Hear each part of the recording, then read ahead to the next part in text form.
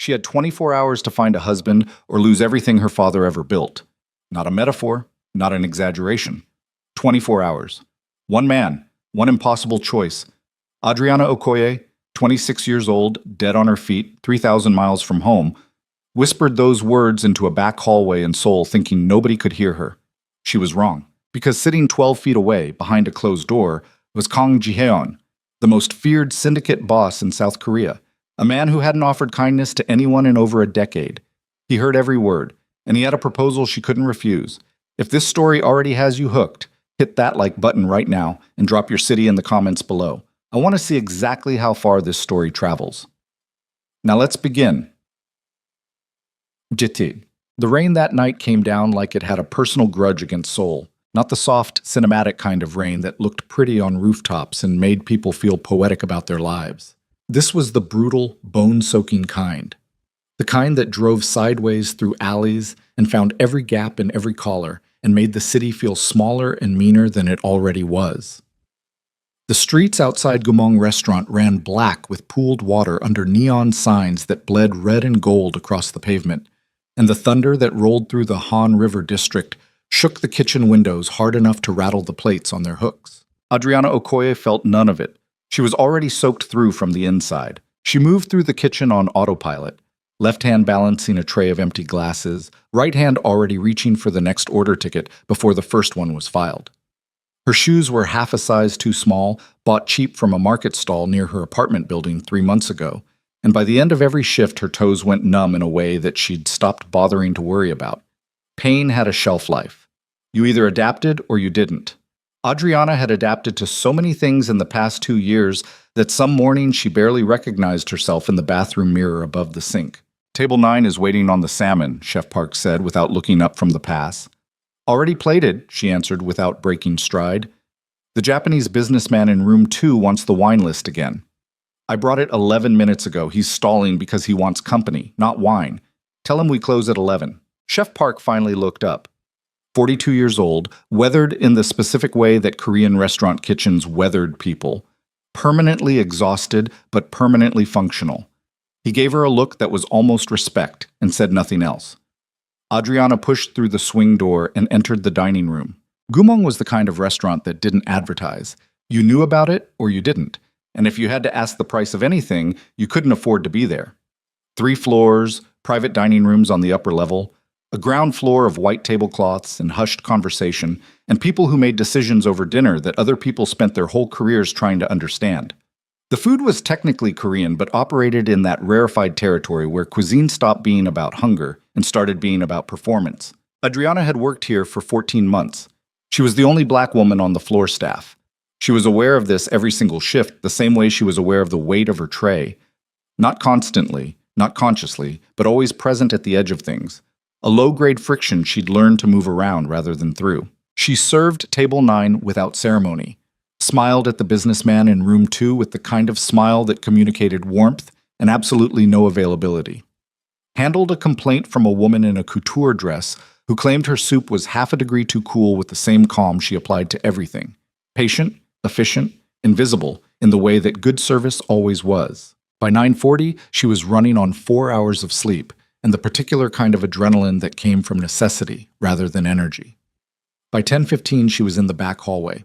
The back hallway at Gumong was a narrow service corridor that ran between the main kitchen and the private dining wing. Staff used it to move between floors without crossing the dining room floor. It smelled like garlic and industrial cleaner and the specific dampness of a building that had been breathing the same air for 30 years. A single fluorescent tube flickered at the far end near the fire exit, throwing the corridor into uncertain light. Adriana stood against the wall with her back flat to the plaster and her tray tucked under her arm and her phone pressed to her ear. The call had come in at 10:12, her sister's name on the screen. Chisholm. 19 years old, second year at university in Lagos, the brightest of the 4 Okoye girls, and the one who had inherited their father's terrifying ability to stay composed while delivering catastrophic news. Adri. That was how Chisholm started. Not hello. Not sorry to call so late. Just her name, 2 syllables, which somehow communicated everything that was about to follow. Adriana pressed herself harder against the wall. Tell me. Uncle Emeka's lawyer called the house today. Her stomach dropped 4 floors. Chisholm. He says Dad's will has a clause. We missed it. The solicitor didn't catch it when they first filed the probate. Adriana closed her eyes. Her father, Dr. Tobena Okoye, cardiologist, stubborn traditionalist, dead 2 years and still somehow managing to make her life complicated from the grave, had written his will during a period when his own father's outdated ideas about female inheritance were fresh in his mind. He'd meant it as protection, a structure, something to keep her uncle's hands off the family assets until Adriana was settled and established enough to manage them properly. "What clause?" she said. Her voice was flat. It was the voice she used when she needed to stay functional and couldn't afford to feel anything yet. "The inheritance transfers entirely to you on your 27th birthday. The house, the land in Enugu, the accounts, everything. I know that part. There's a condition attached to the transfer." Chisholm paused, and in that pause, Adriana felt the specific quality of dread that only family could manufacture. Dad added a clause that the transfer is conditional on you being legally married at the time of inheritance. If you're not married, stop. Everything passes to Uncle Emeka as next of kin. The fluorescent light at the end of the hallway flickered twice. Adriana stared at it. "That's not legal," she said. That can't be enforceable. The lawyer confirmed it. Nigerian family court upheld clauses like this 3 times in the last decade. Dad's solicitor is mortified. He says he should have flagged it during the original filing, but the language was buried in subsection. Chisholm's voice cracked just slightly. "Audrey, your birthday is tomorrow." Tomorrow. Midnight tomorrow. Adriana did the math without wanting to. 12 hours difference between Seoul and Lagos. Her birthday began at midnight Seoul time, which meant 14 hours, she said quietly. "I have 14 hours. "I know. And if Emeka gets the estate, he'll sell the house within a month." Chisholm didn't sugarcoat it. Their uncle had been trying to liquidate their father's assets since the funeral. The land in Enugu had developers circling it. The house in Lagos, the house where all 4 girls had grown up, where their mother had died, where their father had sat in his study every evening reading cardiology journals with his reading glasses pushed down his nose, was worth considerable money to the right buyer. Uncle Emeka had the right buyer already waiting. "My tuition for next year, Ngozi's, the twins' school fees. It all runs through the estate, Audrey. If he gets control, I know what it means." Her voice came out harder than she intended. She softened it. "I know. I'm thinking." She was not thinking. She was barely breathing. There was a beat of silence across the 3,000 miles between them. "Is there anyone?" Chisholm asked carefully. "Anyone you could—" "I'm in Seoul, Chi. I work 14-hour shifts at a restaurant. My social life is non-existent." She stopped herself before she said anything else that would make her younger sister feel guilty for making the call. "I'm going to figure it out. Don't tell the twins anything yet. Tell Ngozi to stay calm." "Audrey, I'll call you back." She hung up. The hallway was very quiet. The kitchen noise filtered through the walls as a low, muffled roar, heat and metal and voices, and the sound of a service running at full capacity. Somewhere above her in the private dining wing, a man was laughing. The laugh was the practiced, expansive kind that wealthy men deployed at other wealthy men to demonstrate that everything was fine and comfortable and exactly as it should be. Adriana stood in the flickering corridor and felt the full weight of everything pressing down on her at once. She'd come to Seoul 2 years ago with a plan that felt reasonable at the time. Work high-end hospitality for 3 years, save aggressively, build credentials, go home with enough capital to establish herself independently of the family dynamics that had been slowly strangling her since her father got sick. She'd been good at the plan. She sent money home every month. Chisholm's tuition, Ngozi's medicine, the twins' school fees, household expenses for their aunt who looked after them. She ate modestly and lived modestly and wore shoes half a size too small and told herself it was temporary. She had not accounted for her father's will. She had not accounted for the fact that Tobena Okoye, even dead, would find a way to make his oldest daughter's life contingent on a decision she hadn't made yet. The tears that hit her were the furious kind, not the grief kind. She didn't wipe them immediately because she was too tired and too angry to bother, and in the flickering light of the back hallway of Gumong Restaurant, 26 years old and 14 hours from losing everything, Adriana Okoye said the sentence out loud purely because it needed to be said somewhere. "I have 24 hours to find a husband." She said it to the wall, to the flickering light, to the general injustice of the situation. She did not say it to anyone in particular. But the private dining rooms on this level had walls that were thinner than the architects who designed them had intended, and the door to private dining room 3 was not entirely closed. She found this out 40 seconds later. Tsk. The door opened without warning. Not aggressively, not violently. It simply opened smoothly and deliberately, and the man who stepped into the hallway filled it so completely that the corridor seemed to get smaller the moment he appeared in it. Kang Ji-hyun was 34 years old. He was tall in the way that certain Korean men carried height, not imposing through bulk, but through a quality of stillness that made the space around him feel charged. He was wearing a black suit that had clearly been made specifically for his body rather than bought from a rack, and the jacket was unbuttoned and his tie was loosened exactly 1 inch, in a way that felt deliberate rather than casual. His face was the kind of face that Seoul's financial press had been running in profile pieces for 3 years. Angular, controlled, with eyes that were dark enough and still enough that looking directly into them for too long made most people instinctively look away. Most people. Adriana was too tired and too angry and too emotionally detonated to manage a tactical retreat. She stared at him straight on and felt nothing except the particular exhaustion of someone who had simply run out of capacity to be intimidated by one more thing. She knew who he was. Everyone who worked at Gumong knew who Kang Ji-hyun was. He had a standing reservation for private dining room 3. Every Thursday evening, 6 to 10 p.m., rotating guest list of men whose names appeared in financial news and occasionally in crime beat coverage that was always careful and always vague. He tipped exactly 20% every time, no more and no less, which the other staff found cold and which Adriana had always found simply precise. He had never been rude to her. He had never been particularly warm either. He was a man who occupied space without apologizing for it and expected the world to arrange itself accordingly. She had served him and his guests for 14 months. He had never once acknowledged that she was a specific human being rather than a function. Until now. He looked at her in the flickering corridor with an expression that was entirely unreadable, and he said nothing for a long moment, and Adriana, who was holding the shredded remains of her composure together with both hands, said, "Mr. Kang, I apologize for the noise. I'll be back on the floor." She moved to step around him. "You weren't loud," he said. His voice was low. It had the quality of something that didn't need volume to carry. She stopped. "I wasn't aware the rooms shared a wall so closely," she said carefully. "If you overheard something, 24 hours, he said. "Just that." She went very still. He wasn't mocking her. That was the thing she clocked first, scanning his face for condescension and finding none. He was watching her with the focused attention of someone taking inventory, not of her appearance, but of something else, something harder to name. "That's a private matter," she said. Her voice didn't shake. She was proud of that. It sounded like it. "Then you understand why I need to get back to work. You're planning to leave at 11. At 11, yes. Which gives me—" She checked her watch.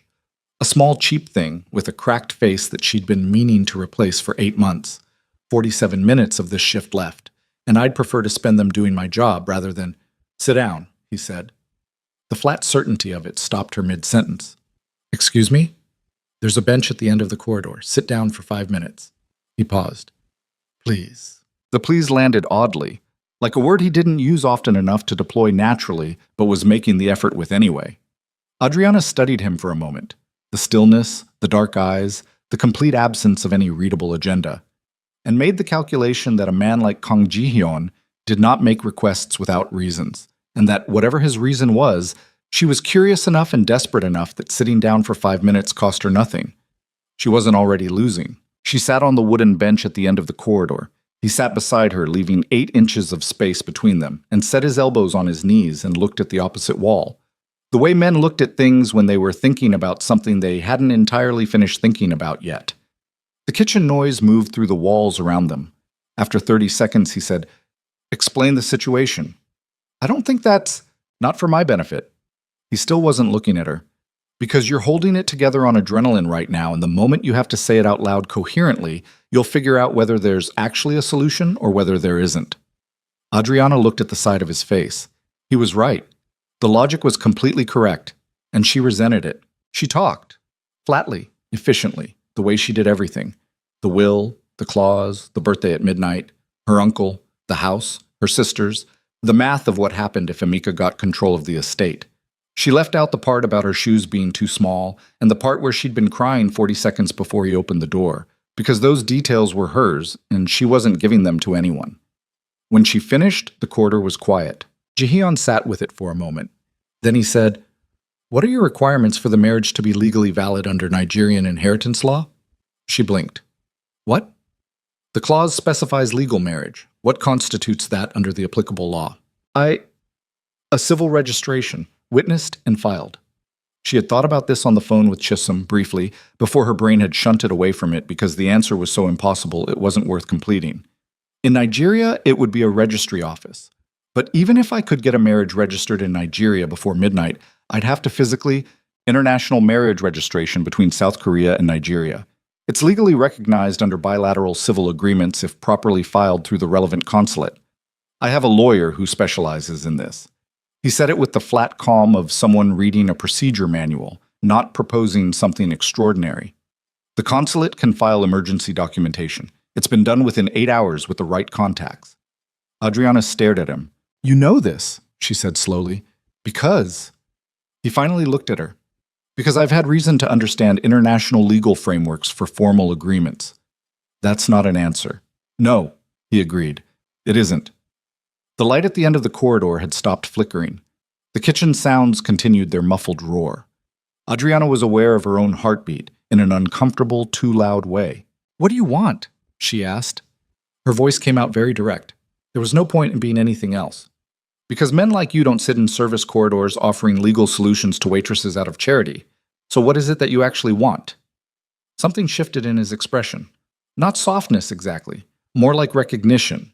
The specific look of someone who was tired of people pretending not to notice what was obviously happening, and who appreciated being spoken to directly for once. "My grandmother," he said.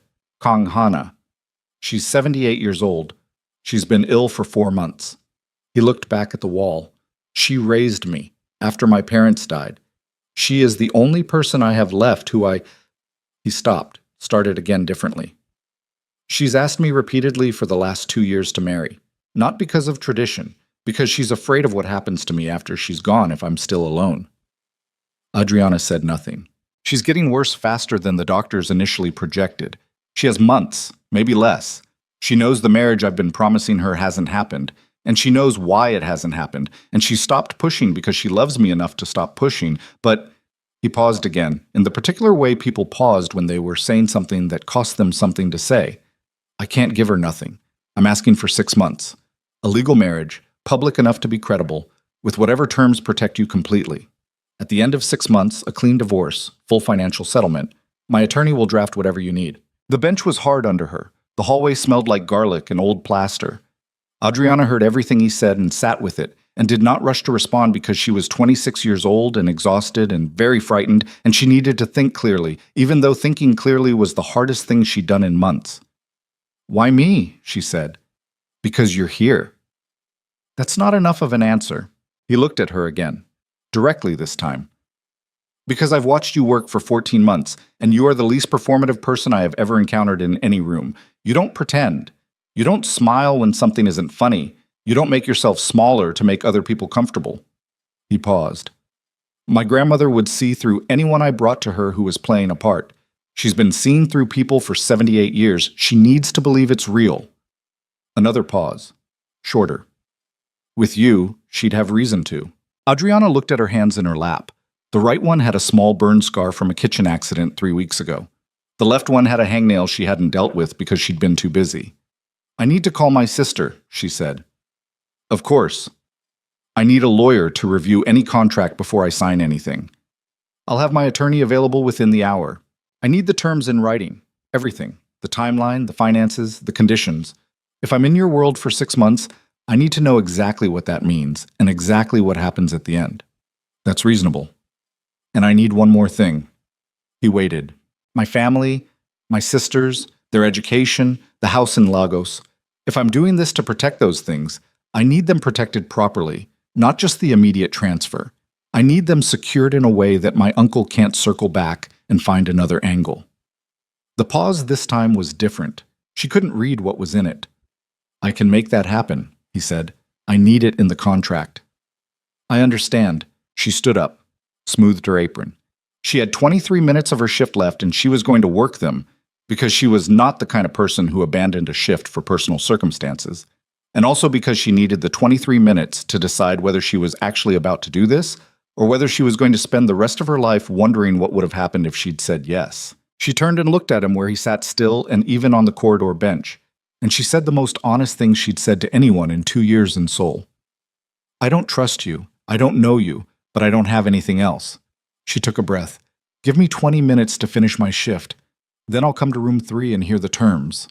He nodded once, the nod of someone who had expected exactly this answer. She pushed through the swing door back into the kitchen and picked up the next order ticket and kept moving. Woke up. 41 minutes later, she sat across from Kang Ji-hyun in private dining room 3. The room had the same quiet that all expensive rooms had, the particular hush of insulation and money working together to keep the chaos of the actual world at a distance. A half-finished bottle of wine sat on the table that Ji-hyun's earlier guests had left. Someone had arranged the chairs back correctly. The overhead lighting was low and amber. His attorney had arrived in 12 minutes, which told her something about the kind of world she was stepping into. The man's name was Attorney Han Seo-jun, 50s, spectacled, the deeply professional manner of someone who had long since stopped being surprised by anything his client asked him to arrange. He had a tablet and a briefcase, and he laid the initial contract framework on the table with the efficiency of a surgeon prepping instruments. Adriana read every word. She asked 12 questions. Han answered 11 of them immediately and checked with Ji-hyun on the 12th. She asked for 3 modifications to the financial terms, 2 of which Han granted immediately, and 1 of which required a 5-minute private conversation between attorney and client that she sat through in complete silence, watching the window and the rain still working itself against the glass. The modification was granted. The section about her family was longer than she expected and more comprehensive. She read it twice, then a third time. It had the specific quality of something that had been drafted not to satisfy a request but to actually solve a problem, and she sat with that for a moment, with the strange weight of having her actual concern taken seriously rather than managed. She signed at 11:58 p.m. Ji-hyun signed without reading it. She noticed this. He caught her noticing. I had him draft it to your specifications, he said simply. There's nothing in there that wasn't what you asked for. Most people still read things before they sign them. Most people need to. He capped the pen and set it on the table. I trust Han's precision. You trust him, but you're not sure you trust me. I'm not sure you trust me either. I don't, she confirmed. He looked at her with something in his face that wasn't quite a smile, but occupied the same general territory. Then we're starting honestly. That's more than most people manage. Han Seo-jun gathered the documents with the movements of a man who had witnessed many unusual things and had learned to process them as procedural rather than remarkable. He told them the consulate filing would begin at 7 a.m. and that the legal registration could be confirmed by early afternoon the following day, pending standard documentation from Adriana's passport and residency papers. She had 14 hours to spare. When Han left, the room was very quiet. Adriana sat with the empty chair where the attorney had been and looked at the man across the table and understood for the first time the full reality of what she'd just done. The rain was still hitting the windows. Seoul was still enormous and indifferent outside. You should sleep, Ji-hyun said. There will be paperwork in the morning, and you've been awake for... He checked his watch. At least 18 hours, if your shift started at 2. 4, she said. I started at 4. Then 20 hours. Sleep. He stood, straightened his jacket. The mask was back. The complete composed surface that didn't show anything he hadn't decided to show. My driver will take you to your apartment. Tomorrow morning, someone will come to bring you to the consulate. I can take the subway. It's 1 a.m. and it's raining. I've done it before. You've done many things you didn't need to do, he said. There was no judgment in it. Almost something else, something that arrived and departed too quickly to name. Let the driver take you. She stood, gathered her coat from the chair where she'd left it. She was aware of how she looked, end of shift, tired, wearing restaurant uniform and shoes that didn't fit, and felt no particular embarrassment about it because this was who she was, and if Kang Ji-hyun had any issue with it, he should have looked for someone else in a different hallway. At the door, she stopped. The restaurant, she said, Gumong, my job. This doesn't... I'll handle the schedule with Chef Park. I don't want special treatment. I still want to work my... Adriana. He said her name for the first time. She'd been wondering if he knew it. Of course he knew it. He'd been reading her employee file, presumably, but hearing it in his voice was different. It had weight. The terms protect your independence completely. You keep working. You keep every arrangement you have. The marriage is a legal framework. Nothing changes about your life except what needs to change. She looked at him for a moment longer than was necessary. Go sleep, he said. She left. The driver was waiting exactly where Jiheon said he would be. A black car at the curb, engine running. A man in his 40s who opened the door without ceremony and drove her the 22 minutes to her apartment building without speaking, which she appreciated more than she could articulate. She sat in the back seat and watched Seoul move past the windows. The rain had softened to a drizzle. The city at 1 a.m. had a different quality than the city at any other hour. The neon thinner, the streets emptier, the scale of it slightly less aggressive.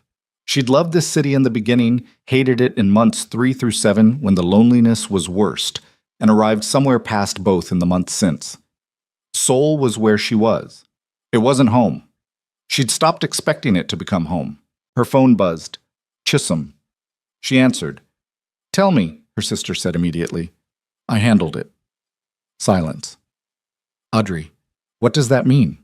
It means I handled it. The inheritance will transfer correctly. The estate is protected. She paused.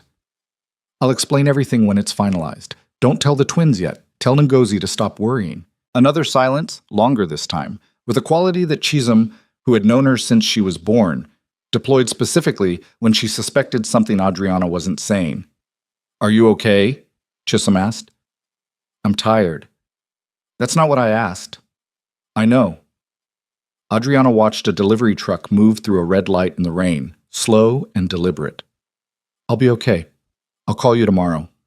She hung up before her sister could ask anything else. In her apartment, small, the walls slightly too thin, a kitchen that got excellent light in the mornings, she didn't sleep immediately.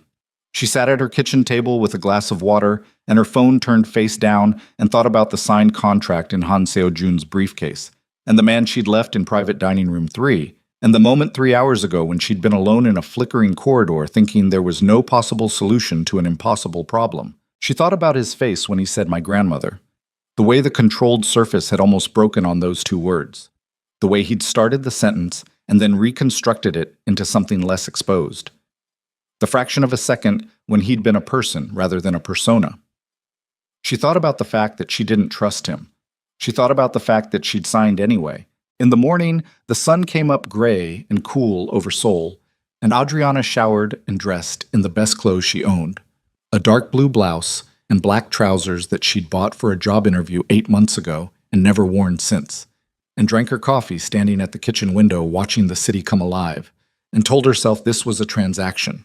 A legal arrangement between 2 people who needed specific things from each other. Nothing mysterious about it, nothing to be frightened of. At 7:52 a.m., a black car appeared at the curb outside her building. She picked up her bag, her passport, and the folder of documents Han had requested the night before.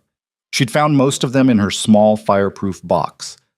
The box she kept everything that mattered in. The box she'd carried from Lagos to Seoul and moved to every apartment she'd lived in since. She walked downstairs. The driver held the door open without speaking. She got in. The car pulled away from the curb, and she watched her apartment building shrink in the rear window. And somewhere in the back of her mind, she heard her own voice in the flickering corridor. I have 24 hours to find a husband, and understood with a cold clarity that the next 6 months of her life had just begun. What she didn't know, what she couldn't have known, sitting in the back of that black car in the gray Seoul morning with her documents in her lap and her heart locked down behind 6 layers of practical thinking, was that the agreement she'd signed the night before was going to cost her something that no contract could quantify, and that the most dangerous man in Seoul was already, in the precise and careful way of a man who dealt in control and power and the management of everything around him, beginning to unravel. Not because of his grandmother, not because of the contract, because of her. But she didn't know that yet. The car moved through the Seoul traffic, and the city went on being enormous and indifferent around her. And somewhere in a penthouse above the Han River, a man who had not slept was standing at a floor-to-ceiling window, looking at the same gray morning sky, and thinking about a woman in a flickering corridor who had looked at him without flinching and told him plainly and without performance that she didn't trust him. He was still thinking about it when the sun fully cleared the horizon. That was the thing no one who knew Kang Ji-hyun would have believed if they'd seen it. The most feared man in Seoul, standing at a window, dawn light across his face, turning over the memory of a woman telling him exactly what she thought of him, and finding, to his own considerable bewilderment, that it was the most honest thing anyone had said to him in years. She arrived at the consulate thinking this was the beginning of a transaction. She had no idea it was the beginning of something she wouldn't survive walking away from. The consulate smelled like bureaucracy and fluorescent lighting, and the particular brand of institutional patience that made Adriana's jaw tighten the moment she walked through the door. Han Seojin was already there when she arrived, standing near the reception desk in a charcoal suit, tablet in hand, looking like a man who had been awake for hours and found this entirely unremarkable. He gave her a brief nod that communicated, "Good morning, we have work to do," and nothing else, which she appreciated. Jaehyun was not there. She noticed this before she noticed anything else about the room, which irritated her. "Mr. Kang sends his apologies," Han said, reading her face with the efficiency of someone who had spent years translating his client's absences to other people. "He had a situation require his attention early this morning. He'll meet you at the filing stage." "A situation," she repeated. "Yes." She waited for elaboration. None came. "What kind of situation?" she said. Han looked at her over the rim of his glasses with the expression of a man deciding how much professional discretion required him to say versus how much honest communication required. He settled on, "The kind that happens when you run the operations Mr. Kang runs. Nothing that affects today's proceedings." Adriana filed this away and said nothing else about it. The consulate process took 3 hours and 40 minutes. It involved 2 officials, 4 sets of forms, a notarized translation of her father's will clause that Han had somehow produced overnight, and a phone call between Han and a Nigerian legal contact whose voice was tinny and authoritative through the speakerphone and who confirmed the bilateral recognition framework in about 40 words and then hung up without pleasantries. Jaehyun arrived at the 90-minute mark. He came through the consulate door in a dark coat with rain on his shoulders and something in the set of his jaw that hadn't been there the night before. A tightness. Not anger exactly, more like controlled aftermath, the specific look of someone who had already handled something difficult and was now managing the residue. He sat beside her at the processing table without explanation or apology and picked up the documents Han slid toward him and read them with total focus, the same way she imagined he read everything, completely, without ceremony, with the particular attention of someone who had learned early that details were where things went wrong. She watched him for a moment out of her peripheral vision. "The situation," she said quietly, not looking up from her own set of forms. "Handled," he said, the same way. "You're going to tell me it's none of my concern." A brief pause. "It isn't, yet." The yet landed somewhere uncomfortable. She wrote her signature on the next line and didn't push it. The legal registration was confirmed at 2:14 p.m. Han produced the confirmation on his tablet and showed it to both of them with the restrained satisfaction of a man who had just done something technically difficult and knew it. The registration existed. It was filed. Under Nigerian civil law and the bilateral agreement framework, Adriana Okoye, now legally Adriana Okoye Kang for the duration, would receive her father's estate in full at midnight. She sat with that for a moment. Not relief, exactly. Something more complicated. The specific emotional texture of a problem solved by a method you weren't sure yet how to feel about. "I'll need to call Lagos," she said. "Of course." Ji-hyun stood. "Use the car. I'll be a few minutes with Han." She took the car. She called Chisholm, and this time she explained. She kept it factual, efficient, the same way she'd explained the situation the night before. Legal marriage, 6 months, contract terms protecting the family assets, clean exit at the end. She said it all in about 3 minutes. The silence on the other end lasted longer than that. "Audrey," Chisholm said finally, in the voice she used when she was trying very hard not to say what she actually thought. "Don't. I wasn't going to say anything." "You were absolutely going to say something." Another pause. Are you safe?" "I'm in a consulate car on a Tuesday afternoon in Seoul. I'm completely fine." "That's not what I asked." Adriana looked out the window at the gray street. A woman was walking a very small dog with enormous ears, and the dog was trying to investigate every piece of pavement it passed over with intense, methodical focus. There was something almost comforting about the dog's commitment to its investigation. I think so, she said honestly. I'll know more in a week. Call me, Chisholm said. Every day. I don't care what time it is. She, every day, Audrey. Okay, she said. Okay. She hung up as Ji-Heon got back into the car. They drove back toward the Han River district in silence that had a different quality than the silence of strangers. It was too aware of itself to be simply neutral. She was conscious of the space between them on the seat, the 8 inches that had been there on the corridor bench, and had re-established itself here without either of them discussing it. Tonight, he said, I'll have the spare room prepared. You don't need to move your things until you're ready, but I'll stay at my apartment, she said. He looked at her. The contract says legal marriage and public appearances, she continued before he could respond. It doesn't specify cohabitation as an immediate condition. I'll move what I need to move when it becomes practically necessary. Until then, I'd rather keep my own space. He studied her for a moment. She couldn't read what was behind it. Calculation, perhaps, or something more basic than that. The look of a man encountering a boundary he hadn't anticipated and deciding whether to push it. He didn't push it. Fine, he said. We'll need a public appearance within the week, given the timeline. My grandmother's doctor has indicated she may have limited time remaining.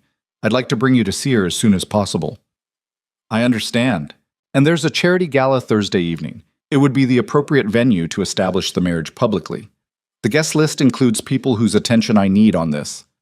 Whose attention specifically? He looked at her directly. People who watch what I do and look for weakness. A new wife, unknown background, married quickly. They'll have questions. How we present Thursday will determine the nature of those questions. You want them to believe it's real. I want them to believe it's real enough that they don't investigate the alternative. She absorbed this. What happens if they investigate the alternative? The look he gave her then was the first time she'd seen something in his face that was wholly unguarded. Not a crack in the mask so much as a momentary dropping of it. A look that said she should understand this was not an abstract question he was answering for her benefit. Nothing good, he said. She nodded once. Thursday. What time? Thursday came with the specific atmospheric pressure of events that were going to change something whether or not you were ready for them to. She spent Wednesday working her usual shift at Gumong, which felt surreal in the way that unchanged routines always felt surreal after your fundamental circumstances had shifted. The kitchen was the same kitchen. The orders were the same orders. Chef Park told her the scheduling adjustment had been arranged and didn't ask any questions, which she was grateful for. 2 of the other floor staff gave her looks that said rumors had started but not yet solidified into specifics. And she moved through both looks with the practiced invisibility she'd developed over 14 months of being the person in the room that certain people reflexively underestimated. The dress arrived at her apartment Thursday morning. Not a text asking for her size, not a request. Just a delivery. A matte black box with a note in Han Seo-jun's handwriting, practical and without presumption, that said the event had a specific dress code and that Mr. Kang had taken the liberty, but that she should feel free to wear whatever she preferred. She opened the box out of curiosity more than anything else. The dress was deep green, the kind of green that was almost black in certain light and entirely itself in others. It had the weight and construction of something built rather than manufactured, and it fit when she tried it on in a way that shouldn't have been possible given that no one had taken her measurements. She stood in front of the bathroom mirror and looked at herself for a long moment. Then she put it on. The car came at 7. Ji-Heon was in it this time, already there when she got in a black suit that matched the night outside, and he looked at her when she sat down across from him in that considering way he had, thorough without being invasive, and said, "Good." She said, "Did someone tell you my measurements, or did your attorney guess?"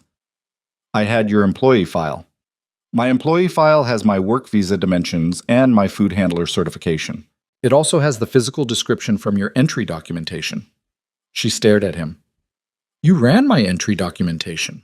I had it when we first drafted the contract framework. Han keeps thorough files. That's either very efficient or very alarming." "Both," he said without apology, and looked out his window. The gala was held in a building near Gangnam that had been designed by someone with very strong opinions about glass and the drama of vertical space. They arrived at 7:40, and the entrance was already populated with the specific kind of beautiful people who moved through expensive events like weather systems. Unhurried, self-contained, generating their own pressure fronts.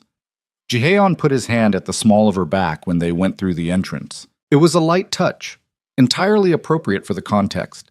Professionally calculated, probably. She knew all of this and still felt it in her spine in a way that she immediately filed under irrelevant and moved past. The first hour was a masterclass in being looked at. She was aware of it the moment they entered the main room. The recalibration that happened in clusters of people as Ji-Haeon entered their peripheral vision, and then the secondary recalibration when they registered who he was with.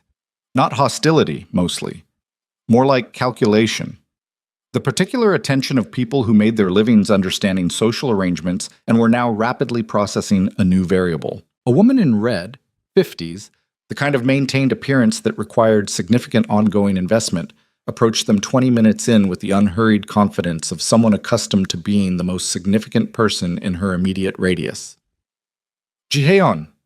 She air-kissed his cheek with the practiced ease of someone who had done it 10,000 times. We've been wondering when you'd show your face. Madam Cho. He was perfectly warm, perfectly managed. May I introduce my wife? Adriana.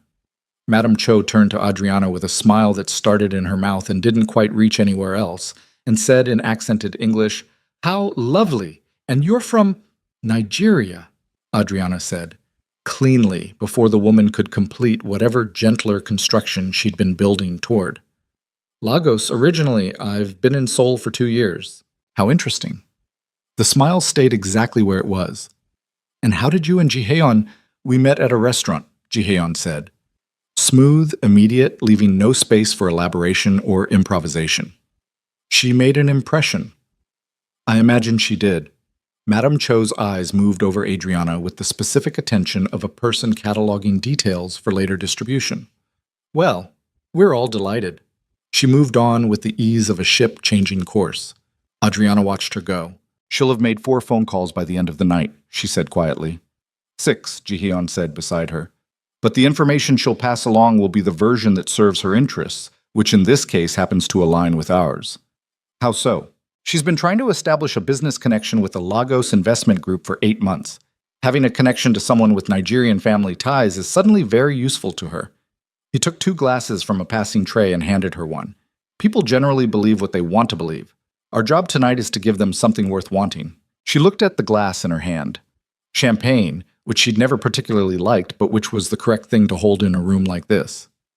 You're very good at this. At what? Managing how you're perceived. He looked at her sideways. Is that a criticism? No, she said honestly. It's an observation. You do it completely, without visible effort. I find that either impressive or troubling, and I haven't decided which. Something moved through his expression that might, in a different face, have been amusement. Most people decide immediately. Most people react to things before they understand them, she said. I try not to. He looked at her for a beat longer than the conversation required, and then a man in a gray suit arrived at his elbow with the specific urgency of someone who had been waiting for an opening, and Ji-Haeon shifted smoothly into the register of professional engagement, and the moment passed. The man in the gray suit was named Director Lim. Adriana placed him within 60 seconds. The way his eyes moved to her, and then quickly away, the practiced neutrality of his greeting, the particular quality of someone being polite to a person whose presence he resented. She'd encountered versions of Director Lim her entire professional life. She smiled at him with the precise warmth of someone who knew exactly what he thought and had no interest in making him comfortable about it. When Lim drifted away to find someone more amenable to his specific social agenda, Ji-Haeon said quietly, without moving his gaze from the middle distance, He's going to ask someone about your background before the night is over. I know. Does that bother you? Does it bother you? She returned. He was quiet for a moment. Then, with a flatness that had an edge under it, no, she believed him. That was a strange thing. The word came out in a way that wasn't managed or calculated. It was just true, delivered without performance, and she believed it the way she believed very few things people told her in the first days of knowing them. The second hour was harder. A group of women in the corner of the room had been observing her with the sustained attention of people who had decided something before they'd finished deciding, and were now simply building the architecture to support what they already believed. She was aware of this the way you were aware of weather changing. Not by seeing it directly, but by what it did to the quality of the air. When one of them approached, younger than Madame Cho, the specific confidence of inherited money rather than earned money, and said, in English that was slightly too loud, "Your Korean must still be developing, of course. It's very difficult for people who come here for work rather than other reasons." Adriana felt the shape of the moment clearly. She could deflect. She was very good at deflecting. She didn't. "My Korean is functional," she said, and switched to Korean, precisely calibrated, not perfect, nothing that would embarrass her, but clear and direct enough to shift the woman's expression from condescension to a recalibration she visibly hadn't prepared for. She switched back to English for the last sentence. "I find it's usually better to know the language of wherever you are, rather than assume other people will accommodate you." The beat of silence had a specific texture. Then Ji-hyun said, from directly beside her, in a voice that was completely calm and absolutely final, addressing the woman, "My wife spent 2 years building a life in a country that wasn't hers. I'd suggest that earns a degree of respect most people in this room haven't." It wasn't loud. It wasn't dramatic. It was the particular kind of statement that ended conversations the way a door closing ended them. Complete, with no opening left. The woman left. Adriana didn't look at Ji-hyun. She looked at her champagne glass, and she felt something she hadn't anticipated feeling, a warmth that was inconvenient and poorly timed and entirely real. And she put it down somewhere practical in her chest and kept it there. "You didn't need to do that," she said. "I know," he said. "I had it." "I know that too." She looked at him then. He was looking at the room, the same controlled survey he'd been running all night. But there was something different in the line of his jaw. Something that had moved and not fully returned to where it had been.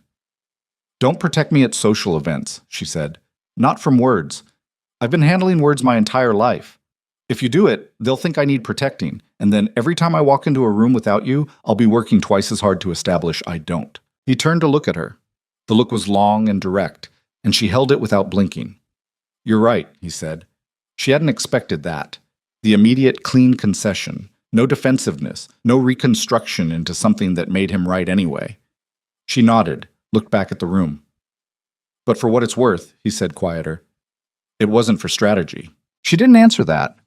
She filed it in the same place she'd put the warmth, in the practical section of her chest where things went that couldn't be dealt with yet. "What?" They left at 10:30. In the car, the silence came back, but it was different again from the morning, denser, warmer, carrying the residue of 3 hours in a room together. She could feel tiredness hitting her properly now, the specific crash of sustained performance. Her jaw ached slightly from the controlled smiling. Her feet hurt less than usual because the heels on the dress shoes were better constructed than anything she owned. She was looking out the window when he said, "She wants to meet you Sunday." "Your grandmother?" "Yes." A pause. "The doctors think it's important that she has things to look forward to. Calendar events. I've been trying to keep her engaged." Adriana looked at him. In the dark of the car, his profile was cut clean against the city lights moving past the window. The tightness from Tuesday was still there, just below the surface, the managed residue of something she still didn't have the context for. "I'll be there," she said. "It may be emotional," he said.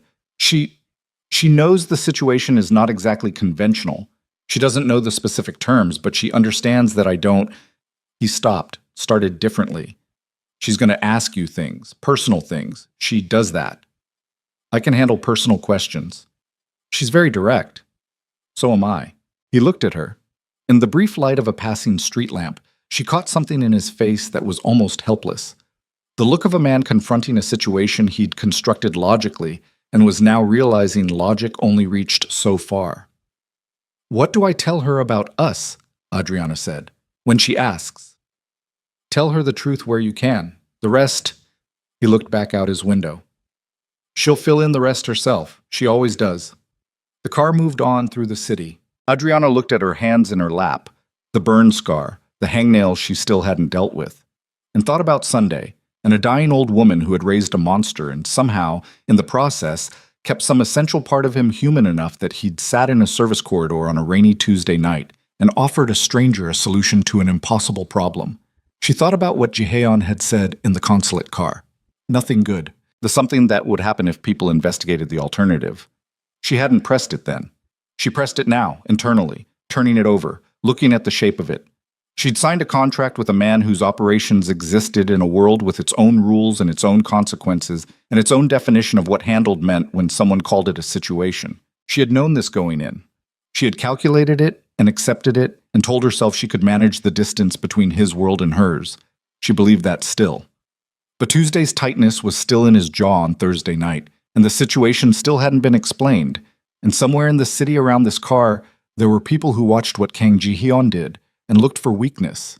And she was the newest and most visible weakness he had. And she was only 3 days into 6 months. She was still thinking about this when the car stopped at her building. "Sunday," he said. 10 a.m. "I'll be ready," she said. She got out. The night air was cold and clean after the gala's heavy warmth. She went inside without looking back. Sunday arrived the way difficult things arrived, without ceremony, just suddenly there. Ji-hyun's car came at 9:58, which she noted because it was the first sign that punctuality was not a performance for him, but a default. She was waiting in the lobby when it pulled up. She dressed carefully, not for formality, but for the specific situation of meeting someone's dying grandmother, while pretending a marriage was something other than what it was. She'd settled on a dark burgundy blouse and simple trousers and the small gold earrings that had been her mother's, because she wanted something real on her body that morning, something with actual weight. Ji-hyun looked at her when she got in and said nothing for a moment. Then, "She'll like you." "You don't know that." "I know her, and I know—" He stopped, the same way he'd stopped on Thursday, catching himself before whatever he'd been about to say arrived. "She'll like you." The house was not what she expected. Not because it was small. It was modest by the standards of what she'd expected from a man in Ji-hyun's position. A traditional hanok in a quieter district, maintained with the loving precision of someone who understood that a house was not a status symbol, but a container for a life. There were plants in the courtyard. Real ones, not the architectural kind.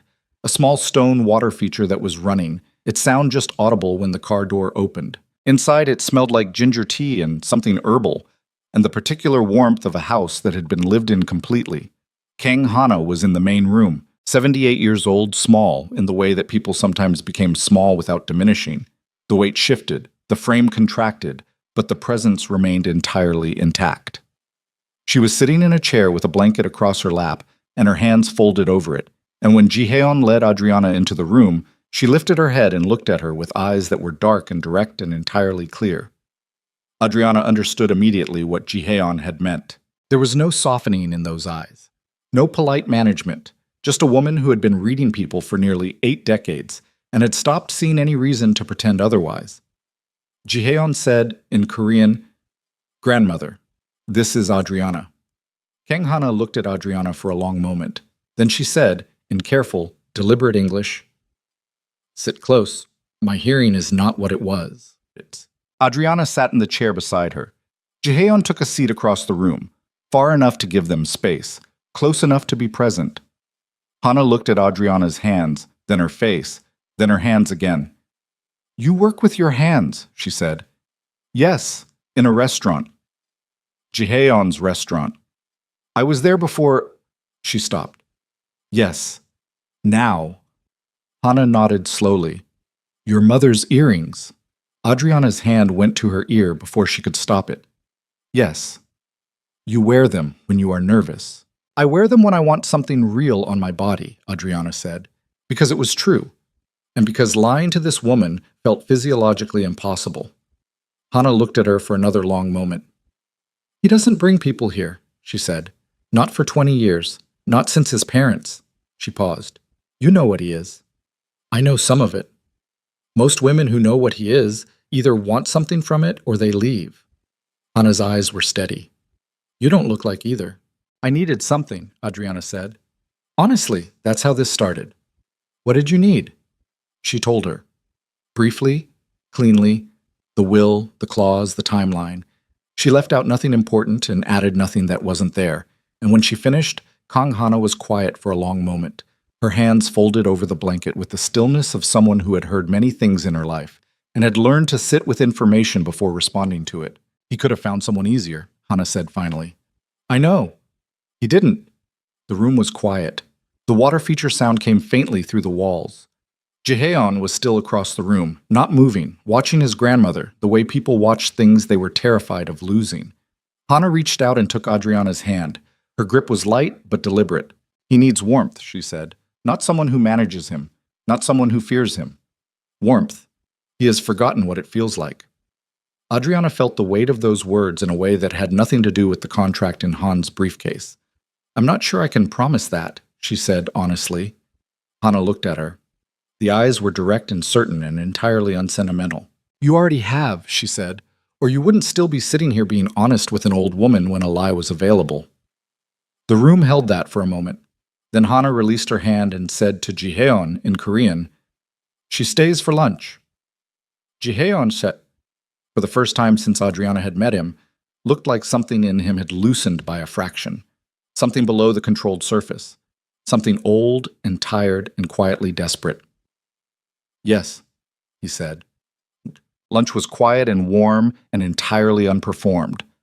Hanna's housekeeper brought food, and Hanna asked Adriana about her sisters and her father and Seoul in the way that people ask things when they actually wanted to know the answers. And Adriana answered with the specific relief of someone who had been running carefully managed versions of themselves for so long that being asked for the real thing felt like putting down something very heavy. Jiheon sat across the table and said little, and ate everything and watched his grandmother the way he hadn't watched anything else all week, with the concentrated attention of a man trying to memorize a face. On the drive back, Adriana sat with the weight of the morning and said nothing for the first 15 minutes. Then she said, She knows. Yes. She knew before I said anything. She always does. She's not going to say anything. A pause. No, she's not. Adriana looked out the window. The city moved past. The same city it had been a week ago, before the hallway and the contract and the consulate and the gala and the old woman with her late mother's earrings and a grip like a closing door. She loves you, Adriana said. Completely. Jiheon said nothing.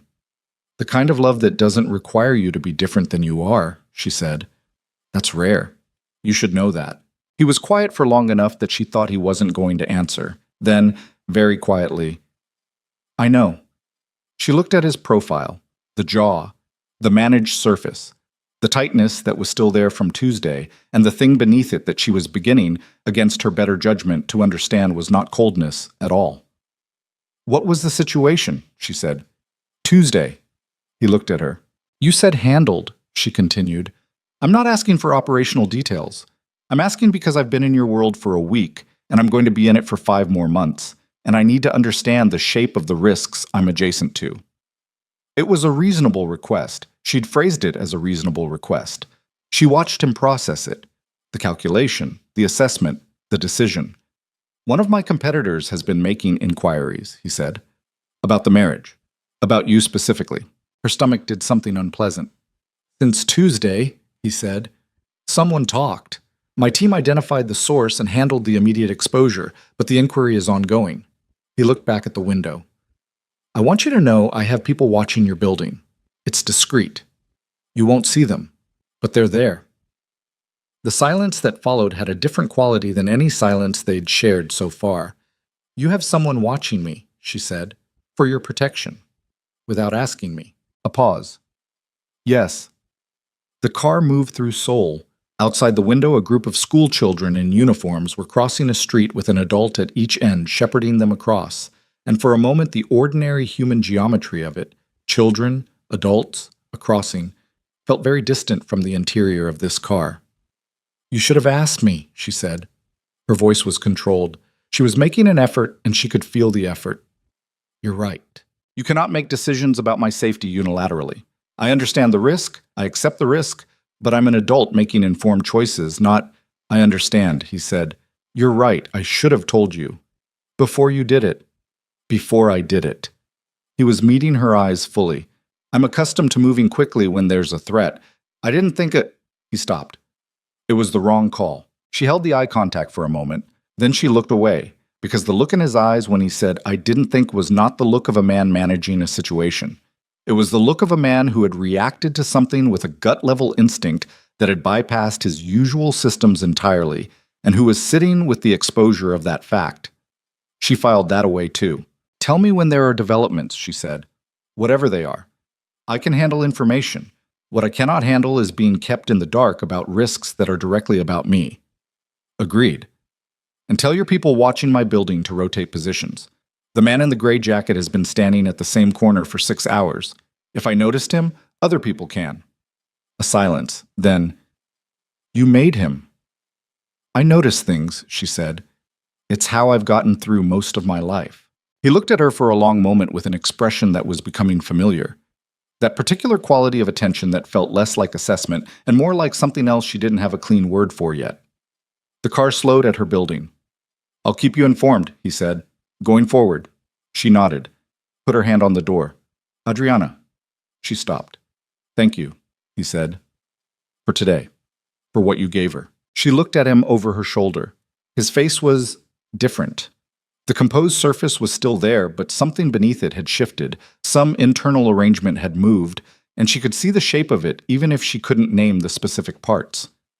She's easy to be honest with, Adriana said. That's rare too. She got out. She was halfway to the building entrance when her phone vibrated. Unknown number. She stopped walking and stared at it. The message was in English, 7 words. You don't know what you married into. She stood on the pavement outside her building in the Sunday afternoon light and read it twice and felt something cold move through her that had nothing to do with the weather. Behind her, the black car was still at the curb. She didn't turn around. She went inside instead and rode the elevator to her floor and stood in her small apartment with her mother's earrings still on and her phone in her hand and the message on the screen, and understood that the shape of the next 5 months had just changed into something she hadn't signed up for. The question was whether she was already too deep inside it to walk out. She didn't sleep Sunday night. Not the restless, turning kind of not sleeping where you kept almost getting there and pulling back. The fully awake kind. The kind where your body was horizontal, and your eyes were closed and your mind was running hard laps around a 7-word message on a phone screen that was now sitting face down on her kitchen counter because she couldn't keep looking at it.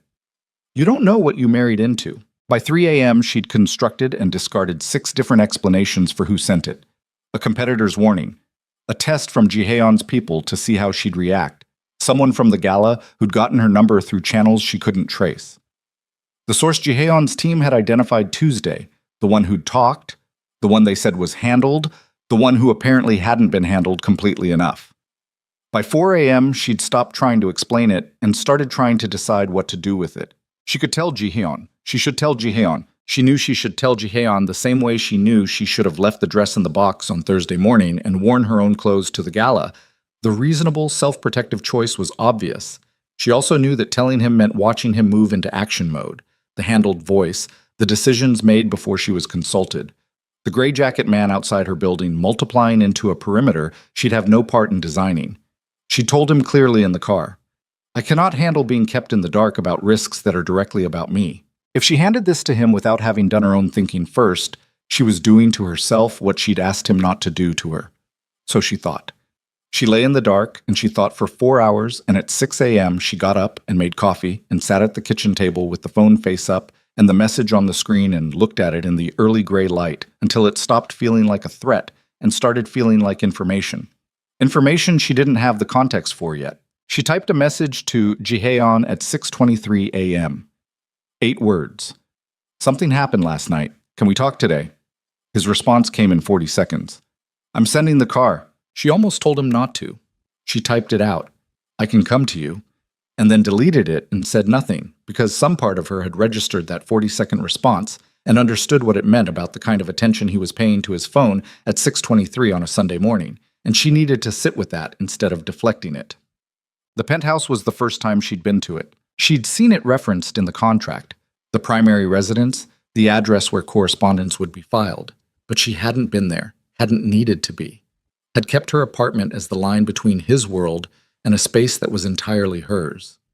The elevator opened directly into the entry hall, and she stepped out into a space that was large and quiet, and had the particular quality of rooms that were maintained perfectly and inhabited sparsely. Floor-to-ceiling windows on the far wall showed soul in the early morning.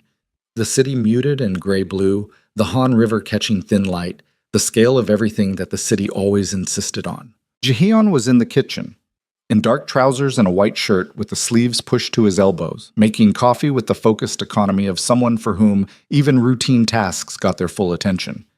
He looked up when she came in, and something in his face shifted.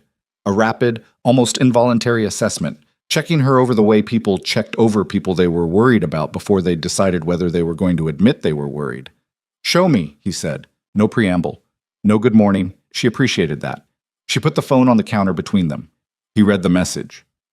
The stillness that came over him was different from his usual stillness, denser, directed inward, the look of someone rapidly cross-referencing what they were seeing against a map of things they already knew.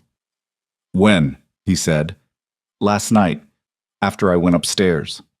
Unknown number. Yes. He picked up his own phone and typed something quickly, then set it down. The coffee finished behind him, and he poured 2 cups without looking and pushed one toward her. I need to know, she said. All of it. Whatever the situation is that's been the situation since Tuesday. I need to know the actual shape of it. He looked at her. Don't calculate how much to tell me, she said. Don't manage it. I signed a contract that put me in your world for 6 months, and someone sent a message to my personal phone, which means they have my number, which means the separation I thought existed between my life and your operations is already compromised. So tell me. He was quiet for a moment that lasted long enough that she felt the particular patience becoming anger transition beginning at the base of her throat. Then he said, Sit down. She sat. He stayed standing, both hands flat on the counter, looking at the coffee. When he talked, it was in the measured, deliberate cadence of someone who had been deciding how to say something for days and was now accepting that the deciding was over. There's a man named Ryu Tai-sung, he said. He runs operations in the Port District and a network of financial channels that runs through 3 countries. We've been in a territorial arrangement with him for 4 years. Managed distance. Neither side expanding into the other's space. Something changed. 6 months ago, before any of this, he gestured, meaning her, meaning the contract, meaning all of it. I moved on an opportunity in the Western Corridor. It was clean, legal on the surface, entirely within what our arrangement had always permitted by the agreed understanding. Ryu interpreted it differently. He's been building a response since then. What kind of response? The kind that involves identifying pressure points. He finally looked up at her. When our marriage became public Thursday, I became aware that Ryu's people had been actively interested in who you were before the announcement was made, which means someone in my organization communicated information ahead of the public timeline. The coffee was warm in her hands. She focused on that. Someone in your organization? Yes. Someone told Ryu about me before Thursday. Yes. So the leak Tuesday was not an accident and was not fully handled. She put the cup down carefully. The sound of it on the counter was very small in the large, quiet kitchen. There's someone in your organization passing information to a competitor, she said. And that person, or Ryu directly, sent a message to my phone last night. That's the current understanding, yes. She looked at him. He was watching her with the controlled attention of someone waiting for a specific response and not willing to prompt it. She thought about the shape of this, the arrangement she'd signed, the assumption that the risks were adjacent rather than direct, the 6 months she'd calculated she could manage. How serious is Ryu? She said. Serious enough that I've been careful for 4 years. What does serious look like in practice? A pause. 3 years ago, a man who owed Ryu a significant financial obligation disappeared. The obligation was 8 months overdue. The man had a family. He said it flatly. He was found after 2 weeks. The family was not harmed, but the message was clear. The kitchen was very quiet. And I'm a pressure point, she said. You're visible, new, unknown background, married quickly. He said each thing with the precise neutrality of someone who had already processed the emotional content and was operating in the factual remainder. To someone looking for leverage, you're an obvious place to start. To scare you. To test how I respond when something I value is threatened. The word value sat in the room between them. She didn't touch it. What do we do? She said. We find the leak first, before anything else. He picked up his phone and looked at whatever had come back from his earlier message. His jaw tightened fractionally. Han is already working the communications timeline. We'll have a narrowed list within 24 hours. And in the meantime, I walk around Seoul with a message on my phone from someone connected to a man who makes problems disappear. In the meantime, you have a very competent team you can't see managing your immediate perimeter.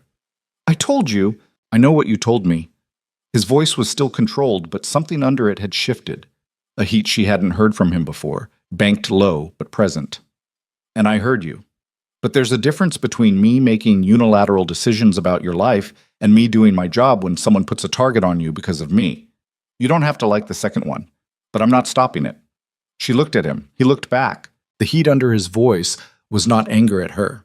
She understood this clearly, looking at his face.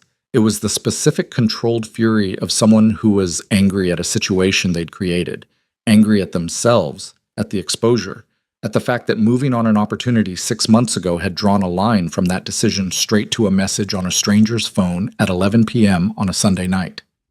"Okay," she said. He blinked, slightly, almost nothing, but she caught it. He'd expected her to push back further. "Find the leak," she said.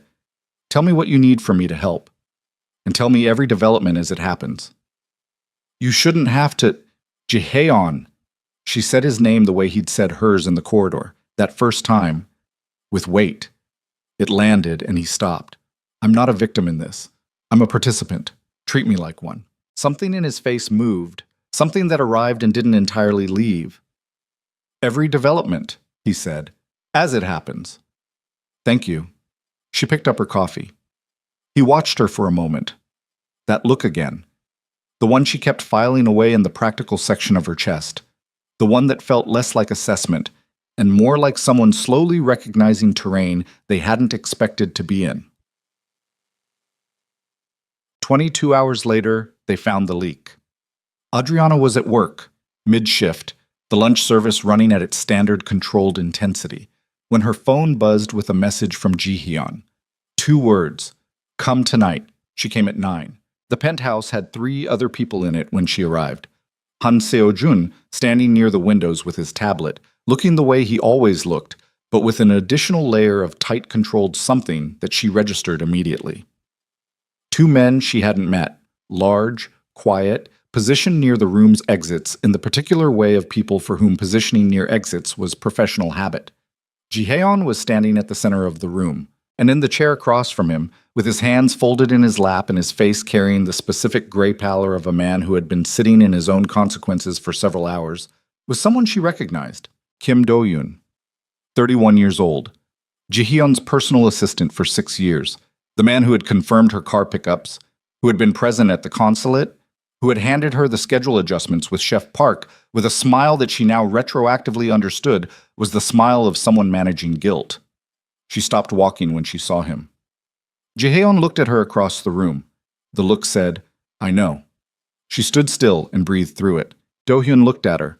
His expression had the collapsed quality of a man who had already confessed everything there was to confess and was now simply sitting inside the aftermath. No anger, no performance.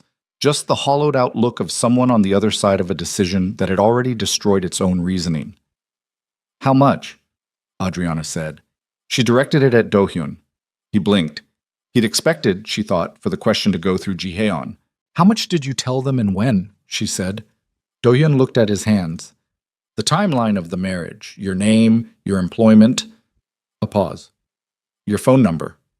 "When?" "Wednesday morning, after the consulate." "Before the gala?" "Yes." "So, everything that happened Thursday, Madam Cho, Director Lim, the woman in the corner, Ryu's people already knew I was coming." He said nothing, which was its own answer. Adriana looked at Jihaeon. He was watching her with the particular focused stillness of someone who had arranged this meeting and wasn't sure, even now, how it was going to go. "Why?" she said to Do-hyun. "Adriana," Jihaeon started. "I'm asking him." She kept her eyes on Do-hyun. "Why?" Do-hyun looked up. His eyes were wet, which she noted without softening toward it. "My brother has a debt. With Ryu's organization, 300 million won. They came to me 8 months ago. I told myself I would give them nothing that mattered." He stopped. "I told myself that for 8 months. And then something that mattered appeared," she said. "Yes." The room was very quiet.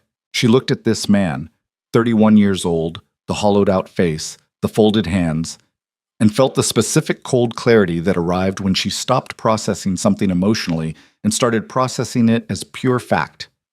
He had given her phone number to people connected to a man who made problems disappear. He had done it to save his brother from a debt he'd spent 8 months telling himself wasn't his to manage. She understood the math of it. She understood the desperation of it. She had signed a contract in a service corridor 2 weeks ago because she understood exactly what it meant to be cornered by someone else's choices and have nothing left but bad options. Understanding it didn't make it less dangerous. Is your brother still alive? She said. Do-hyun looked up sharply. What? His debt to Ryu. Is it paid now? Did they tell you giving them my information cleared the debt? A silence, longer than it should have been. They said... He stopped. They said it was a gesture of good faith. A gesture of good faith, she repeated. Not a cleared debt. He stared at her. The blood had left his face in a specific way that told her he'd been holding on to the good faith framing for 2 days and had just watched it collapse. They own you now, she said. Not cruelly, just factually, the way you told someone their roof was gone. Not to hurt them, but because they needed to know. A gesture of good faith means they'll come back. They'll always have something to come back for. The debt was leverage. It still is. Ji-hyun was watching her. She could feel it. Do-hyun looked at his hands and said nothing for a long time. Then he said very quietly, I know. She looked at Ji-hyun. He met her eyes. Something passed between them that wasn't speech. A mutual registration of the situation, its shape, its implications. And she turned and walked out to the far end of the room near the windows and stood looking at the city and let him handle the rest of it because there was nothing more she needed to say to Do-hyun and there were things she needed to think through before she said anything else to anyone. The city was enormous out there, indifferent in the way cities were indifferent, going on being itself regardless of what happened in the rooms above it. Behind her, she heard the quiet, controlled sounds of a situation being managed. She thought about her phone number in Ryu Tae-sung's organization.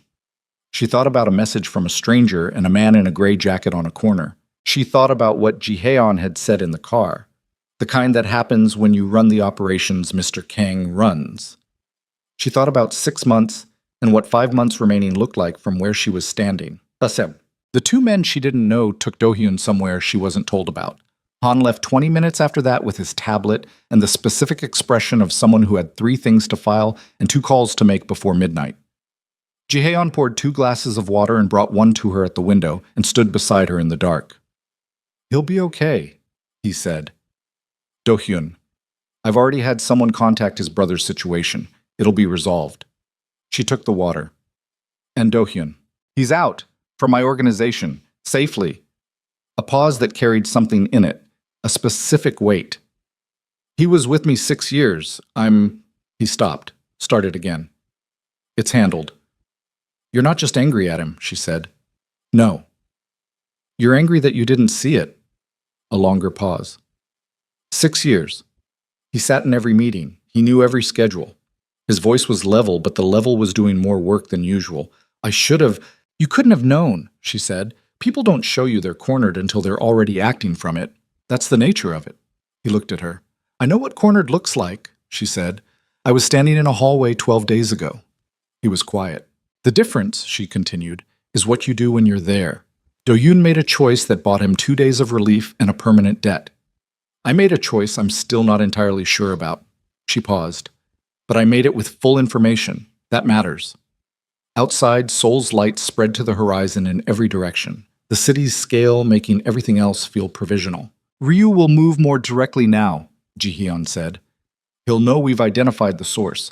He won't have the same intelligence access. He turned slightly toward her, his profile reflected faintly in the dark glass, which means his next approach will be less subtle.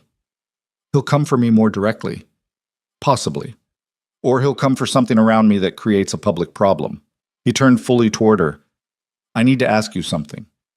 Ask. The contract has a provision for early termination if circumstances become... No, she said. He stopped. Don't offer me the exit clause, she said. Not now. Not because of this. You didn't sign up for Ryu Tae-sung. I signed up for 6 months in your world with the understanding that your world was complicated. She looked at him directly. I don't leave when things get complicated. That's not who I am. He held her gaze for a long moment. In the window's reflection, she could see both of them, her face steady, his carrying the look she was beginning to recognize as his version of being undone by something he hadn't prepared for. Adriana, he said. Tell me what the next step is, she said. What do we do about Ryu? He looked at her for one more moment.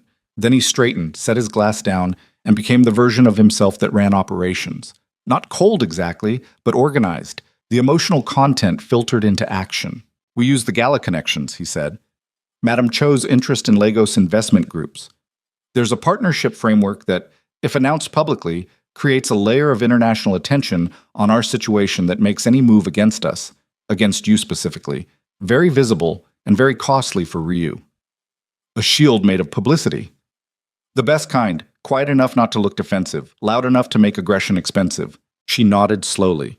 You'd need to move fast, before Ryu recalibrates. Within the week. What do you need from me? He looked at her. The look again. That particular quality of attention she kept putting in the practical section of her chest and finding it less easy to keep there every time. A dinner, he said.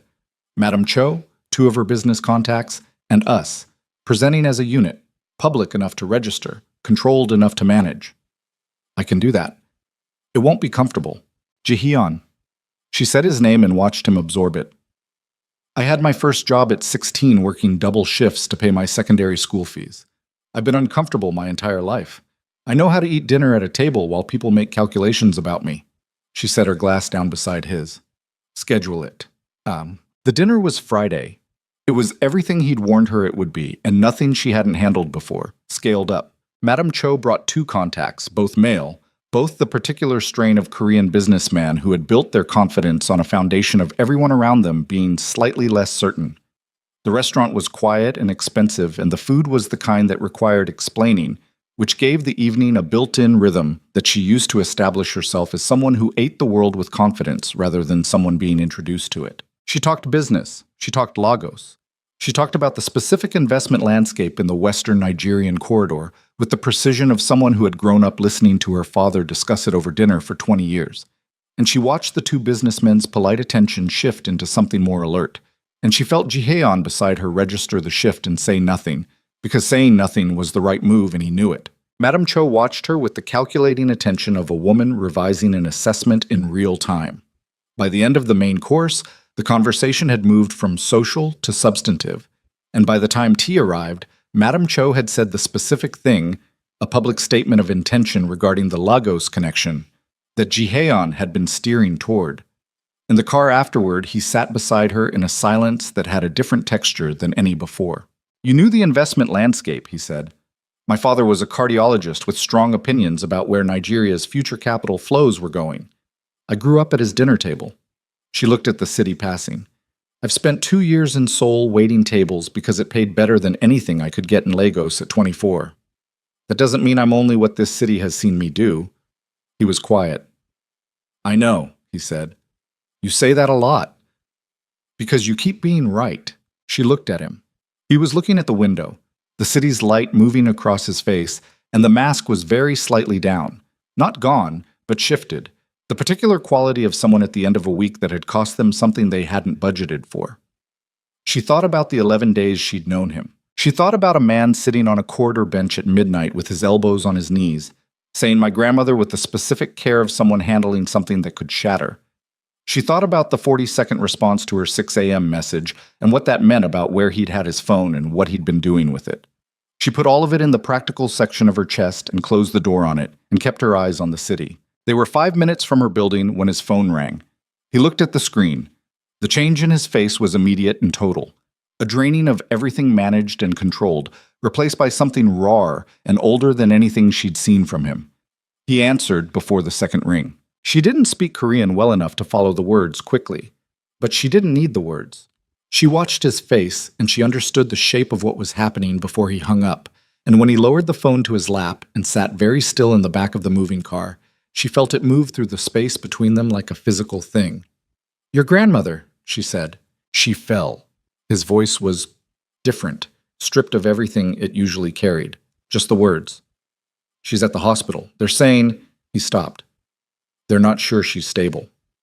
The car was still moving. She didn't think about it. She reached across the 8 inches that had been between them since the first night and put her hand over his on his knee, and she felt him go very still under her hand, the way people went still when they were trying not to fall apart in front of someone, and the touch was making it harder. Tell the driver, she said quietly. He told the driver. The car turned.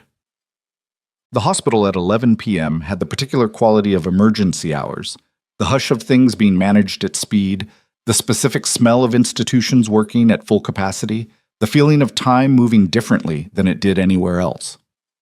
Kang Hana was in a room at the end of a corridor. A nurse met them at the ward entrance and spoke to Ji-heon in rapid Korean, and Adriana caught fragments. Stable now, but the night is uncertain. She was asking for you. She was asking. She was asking. They went in. The room was small, and the light was low, and the machines were doing their quiet, steady work. And Kang Hana was smaller in the hospital bed than she'd been in her chair Sunday afternoon. The weight of it, the difference between a woman in her own home surrounded by things she'd chosen and this room, these lights, these sounds, hit Adriana somewhere she hadn't been expecting. Hana opened her eyes when they came in. She looked at Ji-heon first. Something passed between them that had no words. Decades of it. All the complicated accumulation of what it meant to raise someone from the ashes of catastrophe and watch them become a thing the world feared, and love them anyway, because love didn't require you to love what they became. Then Hana looked at Adriana. She reached out her hand. Adriana crossed the room and took it without hesitation. And Hana's grip was lighter than Sunday, lighter than anything, and her eyes were very clear. "Stay," Hana said. Not to Ji-heon. Adriana looked at her. "Tonight," Hana said. "Stay." Ji-heon behind her made no sound.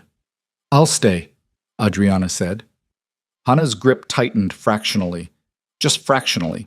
She closed her eyes. Adriana sat in the chair beside the bed and held the old woman's hand and felt the full weight of 11 days settling on her at once. The contract, the corridor, the consulate, the gala, Do-yoon's folded hands, the 7-word message, Ryu Tae-sung's name, the dinner, Ji-heon's voice saying "my grandmother" with that specific unguarded care, and understood with the clarity of 11 p.m. in a hospital room that the practical section of her chest where she'd been filing things had reached capacity. There was no more room. She looked up. Ji-heon was standing in the doorway. He was looking at her the way she'd been told once, that people looked at things they didn't know how to survive losing, with a kind of desperate attention, as though the looking itself could hold something in place. She held his gaze, and understood for the first time that the thing she'd been filing carefully away for 11 days was already past the point of filing, that it had been past that point for longer than she'd admitted, and that Kang Hana, 78 years old and smaller than she'd been 4 days ago, was lying in a hospital bed having asked Adriana to stay, not Ji-heon. Adriana, because she had seen in 11 days what Adriana had been trying not to see in herself. The contract had a 6-month end date. Her heart, apparently, had not read the contract. She stayed the whole night. Not because Hana asked again. The old woman slept within 20 minutes of them arriving, the machines doing their steady work, the room holding its low hum of sustained function. She stayed because leaving felt wrong in a way that had nothing to do with obligation and everything to do with something she'd stopped trying to categorize. Ji-heon brought 2 chairs from the corridor. He set them beside the bed without asking if she wanted to stay, without saying anything at all, and sat in the one on his side and leaned forward with his elbows on his knees and watched his grandmother breathe.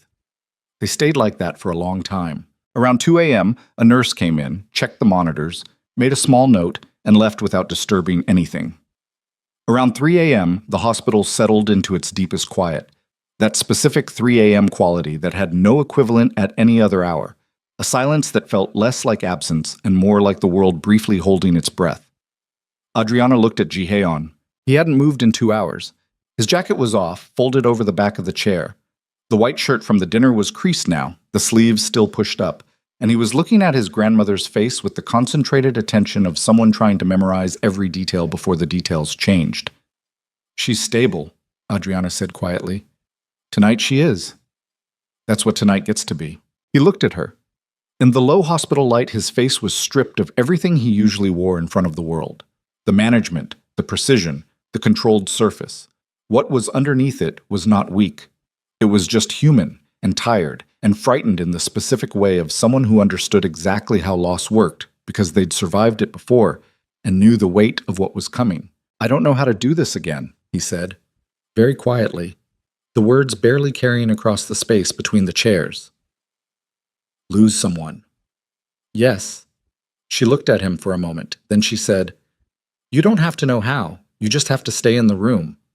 He looked at her. "That's all any of it is," she said. "Just staying in the room when it's hard to stay." He didn't answer. He looked back at his grandmother's face, and Adriana watched something move through him. Not release, not relief, but the small, specific shift of a person who has been holding something alone for a very long time and has just, by a fraction, let someone else know the weight of it. She reached across and put her hand over his again. He turned his hand over under hers and held on. They stayed like that until morning came gray through the hospital window, and Kang Hana slept on undisturbed, and Seoul outside went on being its enormous, indifferent self, and neither of them said anything else, because there was nothing else that needed to be said. Hana stabilized enough to be moved back home 3 days later. The doctors used careful language: comfortable, managed, quality of remaining time. That meant exactly what it meant, and no amount of management made it mean anything else. Jaehyun heard it with his face set in the particular way of someone who had decided to process information rather than feel it, and Adriana stood beside him in the corridor outside the room and felt the decision happening in him and said nothing, because he needed to make it himself. She went home. She worked her shifts. She called Chisholm twice and kept both calls short and factual because she didn't have the bandwidth for her sister's careful, loving worry, and because there were things happening inside her that she hadn't processed yet and couldn't process while trying to also manage someone else's concern. On the 4th day after the hospital, Han called her. "Mr. Kong asked that you be available this evening," Han said. "There's been a development with Ryu." She was between lunch and dinner service. She stepped into the back hallway. The same one, the fluorescent tube still occasionally flickering, the smell still garlic and industrial cleaner, and said, "What kind of development?" "The kind that requires your presence," Han said, with the specific professional neutrality that told her the kind was significant. 7 o'clock, the penthouse. She arrived at 6:58.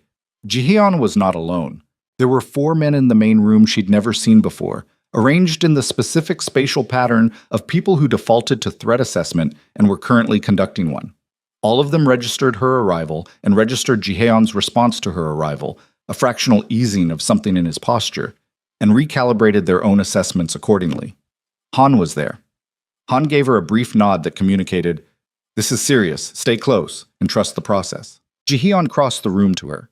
He looked like he'd slept in the past 4 days, but not well. The specific thinness around his eyes of someone running on managed rest and adrenaline, and the kind of focused anger that was keeping everything functional. "He moved," Jihyun said. "Ryu. This morning, he made a formal approach to 3 of my primary business contacts. Not threatening, formally polite. Offering alternative arrangements, implying that my current situation creates instability that makes me a difficult long-term partner. He's trying to peel your network away. He's announcing that he thinks I'm weakened." Jihyun's voice was level. "The marriage, my grandmother, Do-hyun's removal creating a gap in my operations. He's read all of it as vulnerability and he's moving on it." She looked at the 4 men in the room.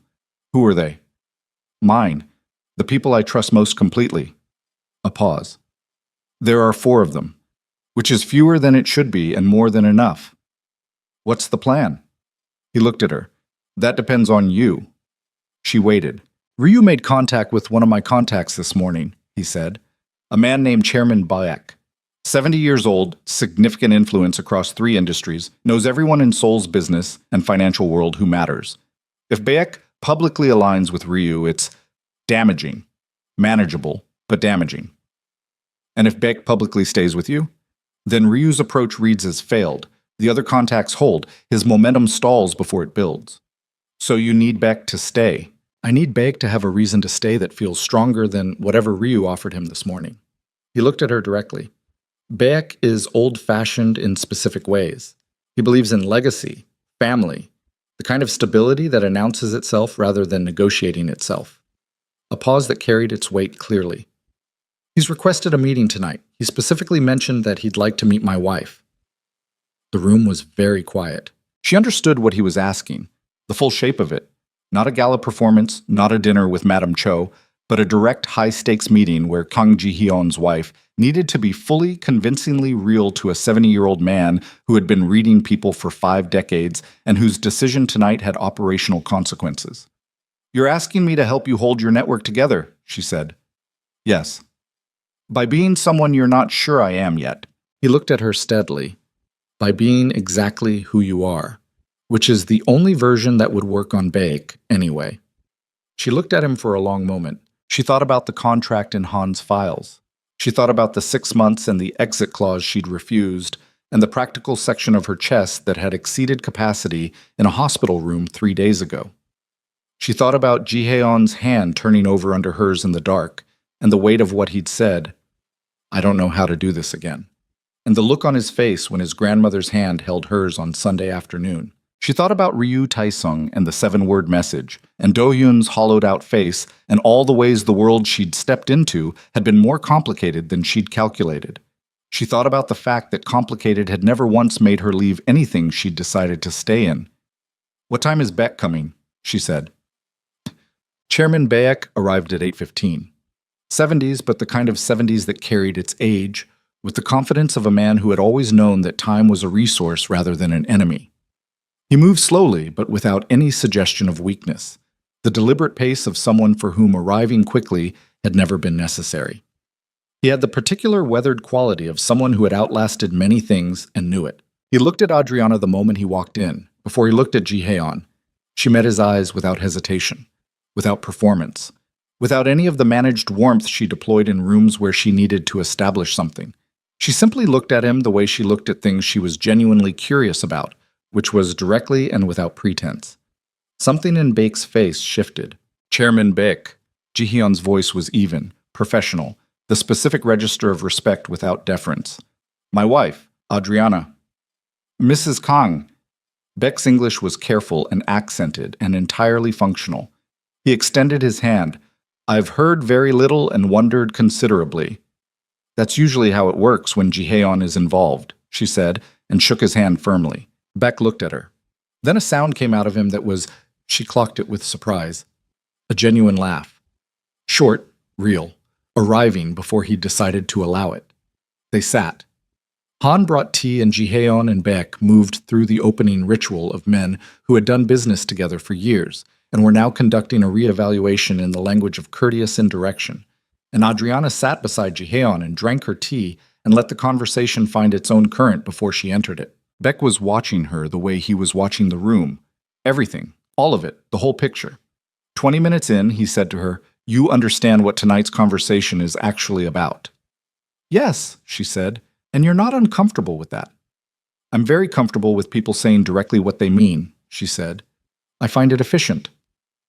Beck looked at Ji-Heon. "She's not what I expected." "She never is," Ji-Heon said. "Ryu Taesung spoke to me this morning," Beck said, dropping the indirection entirely, addressing them both now. He suggested that Ji-Heon's current circumstances represent an instability, that the marriage was rushed, the background unknown, the timing of his grandmother's illness. He paused. That a man managing so many variables simultaneously is a man who cannot manage his operations with the attention they require. The room was quiet. "What did you tell him?" Adriana said. Beck looked at her. "I told him I would consider his perspective." "And what are you actually considering? Whether Ji-Heon made a decision that was foolish or one that was correct, but made quickly." He put down his tea. "In my experience, those two things look identical from the outside for a period of time. The difference only becomes visible later." "How much later?" she said. "That depends on what I see tonight." She looked at this 70-year-old man who had outlasted things and held his gaze and said the most honest thing she'd said in any professional context in Seoul. "I'm not going to tell you our marriage is what you'd have expected or what Ryu expects you to dismiss," she said. "I'm going to tell you that I'm sitting in this room because I chose to be here, knowing what it cost, knowing what it meant, knowing the full shape of it, not because I was managed or handled or positioned." She paused. "And I'm going to tell you that the man beside me hasn't once, not once in the weeks I've known him, made a decision that treated me as less than someone who deserved the full truth. That's rarer than anything else you'll find in this city." Beck was very still. "Ryu is betting on instability," she continued. "The instability he's describing doesn't exist. What exists is a man dealing with his grandmother dying and a competitor trying to read grief as weakness." She held Beck's eyes. "You've outlasted a lot of things. You know the difference between a man who's failing and a man who's being tested." Silence. Beck looked at Ji-Heon. Ji-Heon was looking at Adriana. The look on his face was, she registered it and felt it land somewhere that was no longer the practical section of anything. It was the look of a man who had stopped managing what was on his face entirely, and what was there in the unmanaged version was so clear and so exposed that she had to look away from it to keep her own composure intact. Beck said quietly, "I'll make 2 calls tomorrow morning. The contacts Ryu approached. I'll be explicit." "I appreciate that," Ji-Heon said. His voice was not entirely even. "Don't thank me," Beck said. He was looking at Adriana. "Thank her." He stood. The meeting was over with the efficiency of a man whose time was genuinely limited. "Mrs. Kang, it was a considerable pleasure." "Chairman Beck," she said. He left. The door closed. The 4 men who had been positioned in the room's periphery became slightly less rigid. Han exhaled almost inaudibly. Ji-Heon sat very still. She picked up her tea and found it had gone cold and put it back down. "Adriana," Ji-Heon said, "don't."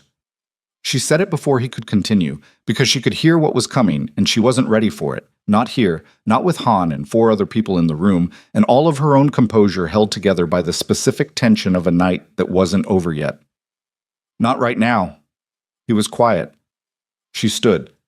"I'm going to get some water." She walked to the kitchen and ran the tap cold and stood with both hands on the counter and breathed through the shaking she'd been containing for the last 40 minutes. It came out of her hands first, a slight tremor, the specific physical aftermath of sustained high-intensity performance, and she ran cold water over her wrists until it stopped. She heard the room behind her clearing. Han's voice, quiet and efficient. Movement. Doors. The room being managed back into its operational normalcy. Then footsteps. Ji-Heon came into the kitchen and stood on the other side of the counter. She didn't turn around. "You didn't have to say those things," he said. "They were true. They were more than what the situation required." "I know." She turned the tap off. "I know they were." The kitchen was quiet. The city was visible through the window above the sink. The same city, always the same city, enormous and indifferent and lit up in its 1,000 directions. "The contract," he said, very carefully, like a man approaching something that might break. "I know what the contract says." 6 months. We're not halfway." "Ji-Heon." She turned around. He was standing with his hands at his sides and his face entirely open. No surface, no management, nothing between her and whatever was actually happening in him. And it was the most vulnerable she'd ever seen a person who wasn't crying look. It was the face of someone standing at the edge of something and not knowing how to step back from it and not entirely wanting to. She looked at him. She thought about her father's will and the hallway and the contract and the gala and the hospital and Do-Hyun's folded hands and Hana's grip and tonight's room and Chairman Bayek's careful 70-year-old eyes and the things she'd said that she'd meant so completely it had come out without architecture. She thought about the practical section of her chest, which no longer existed. "I said the things I said because they were true," she said. "Not because the contract requires them to be true. Not because the situation needed them. Because they were actually true." He was very still. "That's a problem," she said quietly. "For the contract." He crossed the kitchen in 3 steps and kissed her. Not the way she'd imagined it, in the involuntary way she'd been not imagining it for weeks. Not controlled, not managed, nothing strategic about it. Just completely direct. His hands on her face, her hands finding the front of his shirt, and the specific quality of a thing that had been held in place for too long finally released, which was not gentle and was not performance, and was entirely, completely real. When they broke apart, she was breathing hard, and his forehead was against hers, and his eyes were closed, and they stood like that in the kitchen with the cold water smell and the city lights, and her hands still in his shirt. "The contract," she said against his jaw. "I don't care about the contract." "You said that like it was simple. It's not simple." He pulled back enough to look at her. His eyes were... She had never seen them like this, without a single layer of management between what he felt and what she could see. "Nothing about this is simple, but I'm done pretending that what's happening is what the contract describes." She looked at him. She thought about 6 weeks ago. Standing in a rain-soaked service corridor, 26 years old, absolutely certain that the next thing she did needed to be purely practical and entirely survivable. She thought about how catastrophically that prediction had failed. "Your grandmother," she said, "when she gets home, she wants you there. She told me this morning." A pause.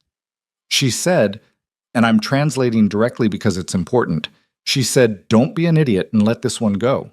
Something moved through Adriana's chest that was not entirely manageable, and she didn't entirely try to manage it. She said that, she said. She said that. And several other things I'm choosing not to translate because they were specifically about my emotional intelligence, and the assessment was not flattering. She laughed. It came out abrupt and real, and she felt it move through him. The sound of it, the specific quality of it, felt his hands tighten fractionally where they were. There's still Ryu, she said, because there was.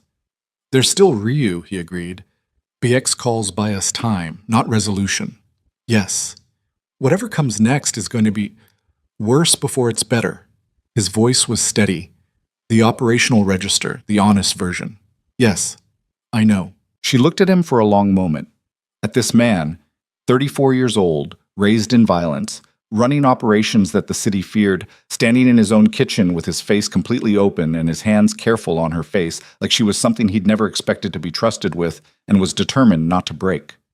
She thought about what it cost to trust someone who ran the kind of operations that required 4 men positioned around a room. She thought about the fact that she was already in it, that the careful accounting she'd done, 6 months, clean exit, transaction complete, had been superseded by the actual events of the actual weeks, and that standing here arguing about terms was less honest than simply acknowledging what had already happened.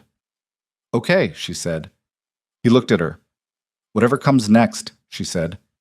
We handle it. Something crossed his face. The specific look of a man receiving something he didn't entirely know what to do with, something he hadn't let himself have for long enough that having it felt structurally uncertain, like weight on a beam he wasn't sure would hold. Together, he said. Not a question. Together, she said. His phone rang. They both went still. He looked at the screen. She watched his face change, the open expression closing not into management but into something harder and more direct, the face of someone moving into a situation that required everything he had. He showed her the screen. The name on it was not one she recognized, but the look on his face told her everything about what the call meant before he answered it. He answered. She heard 2 sentences of Korean, fast and clipped, and then Jaehyun's voice, very quiet, very precise, saying 3 words in response. He hung up. Ryu, she said. He didn't wait for Beck's calls. Jaehyun was already moving, jacket from the chair, phone to his ear again, the operational version of him fully assembled in under 10 seconds with a speed that told her this was not a new register, but the most practiced one he had. He made a direct move. Tonight. What kind of move? Jaehyun looked at her. In the sharp clarity of the kitchen light, with his jacket on and his phone in his hand and the whole machinery of his world moving into gear around him, he looked at her the way he'd looked at her across the room from Chairman Beck's chair, like she was the still point in whatever was spinning. He sent people to my grandmother's house, he said. The words landed like ice water. Hana, she said. The housekeeper called. 3 men arrived 20 minutes ago. His jaw was tight. They haven't touched her. They're making a point, showing me the access they have, showing me they can reach the thing I can't replace. He was already moving toward the door. It's a message. She was already moving with him. Adriana. He stopped. Turned. The look on his face was, she'd never seen it, the collision of every managed thing hitting the wall of something unmanageable at once. You don't have to. I told you. Her voice was level. Her heart was not. Together. He looked at her for 1 second, then, stay behind me. Do exactly what I say. If I say leave the room, you leave the room. No arguments. Agreed. I mean it. So do I. He held her eyes for a beat that was very short and contained everything neither of them had finished saying in the kitchen, and then he turned and the 4 men were already in motion around them and the door was open, and the city outside was huge and cold and entirely indifferent to what was about to happen in a small traditional house, in a quieter district where an old woman sat with her blanket on her lap, and 3 men who meant nothing good had just walked through. The drive took 11 minutes. Adriana counted them the way she counted things when her body was running on adrenaline and her mind needed something to hold. The seconds between streetlights, the turns, the specific texture of Seoul's streets in the late-night hour when the city thinned to its essential self. Jaehyun sat beside her in the back of the car and said nothing, and she could feel him assembling himself into whatever he needed to be for the next hour, the way a surgeon might in the corridor before a room they couldn't walk out of. The 4 men were in 2 cars bracketing theirs. Han had stayed at the penthouse to manage communications. The last thing he'd said as the door closed was a sequence of Korean words, clipped and precise, that Ji-Haeon had acknowledged with a single nod, and she hadn't asked for a translation because the shape of it was clear enough. "Tell me what to expect," she said. Ji-Haeon looked at the passing city. 3 men. Ryu sent them to establish presence, not to harm her. He needs her unharmed. If she's touched, he loses every relationship he spent 20 years building. No one in this city will work with a man who moves against old women in their homes. A pause. He knows that. This is psychological. He's making you come to him. He's making me come to her, showing me she can be reached. His jaw was tight. And watching how I respond tells him everything about what I'm willing to do. What are you willing to do? He looked at her. In the moving dark of the car, his face was very clear. Not the operational mask, not the managed surface, but the stripped-down version she'd seen in the hospital and the kitchen. Whatever it takes to end this permanently meaning, Ryu will never have reason to reach for anything of mine again after tonight. He held her eyes. I need you to understand what that means without me having to say it specifically. She understood. She sat with it for exactly as long as it required, and then she said, "Okay. You're not going to argue with me." "I told you what I believe about being cornered," she said. "People do what the situation requires. I don't have to like every shape that takes." He looked at her for a moment longer. Then he looked back at the window and said, very quietly, "I'm sorry you're in this." "I'm not," she said. He turned sharply. "I'm not sorry I'm in it," she said. "I made the choices that put me here. All of them." She held his gaze. "I'm not a passenger in my own life. Don't apologize to me for that." The car slowed. Through the window, she could see the quiet street, the traditional district, the older buildings, the stone walls that lined the approach to Hana's house. 2 unfamiliar cars were parked badly at the near end, the specific carelessness of people who had come somewhere with the assumption that their presence itself was the message and parking protocols were for people who didn't know that yet. Ji-Hyun's hand found hers in the dark. Brief. Tight. Then he released it and the car stopped and he was moving before she'd entirely processed the touch. The courtyard gate was open. Wrong. It should have been latched from inside. The specific wooden latch that Adriana had watched the housekeeper secure on Sunday when they left. It stood 3 inches open, which was not careless but deliberate, the same way the badly parked cars were deliberate. A series of small demonstrations. We were here. We opened what was closed. We can do it again. Ji-Haeon went through the gate first. The 2 men directly behind him moved with the practiced economy of people for whom this kind of entry was technical rather than frightening. She came after, with the 3rd man beside her. A silent arrangement that Ji-Haeon had made with a look and a gesture that she'd clocked as stay close to him. He's yours to manage. The courtyard had its plants and its water feature still running, the sound of it strange and ordinary against the specific tension of the night. The light was on inside the main room, visible through the paper screens, shapes moving behind it. Ji-Haeon stopped at the entrance. He didn't knock. He opened the door and walked in. 3 men. She registered them in the order they turned. The one nearest the door first, mid-30s. The particular build of someone hired for presence rather than subtlety. The second near the far wall, younger, with the specific alertness of someone who had been told to watch and was watching everything. The third sitting in the chair across from Hana. Hana was in her chair, blanket on her lap, hands folded over it, looking at the 3rd man with an expression of such complete withering composure that Adriana, even in the tight-wired tension of the moment, felt something that was almost pride. The housekeeper, Mrs. O, was standing near the kitchen doorway, hands clasped in front of her, with the face of a woman who had decided that whatever happened, she was not going to give these men the satisfaction of her fear, and had been maintaining this position for 40 minutes. The 3rd man stood up when Ji-Haeon entered. He was the one who mattered. The one in the chair, closest to Hana. The arrangement a statement in itself. 40s. Well-dressed in the specific way of someone who wanted to establish they were a professional rather than muscle. The face of someone accustomed to being the representative of consequences. "Mr. Kang," the man said, in Korean. Then in English, glancing at Adriana. "Both of you. Good." Ji-Hyun said nothing.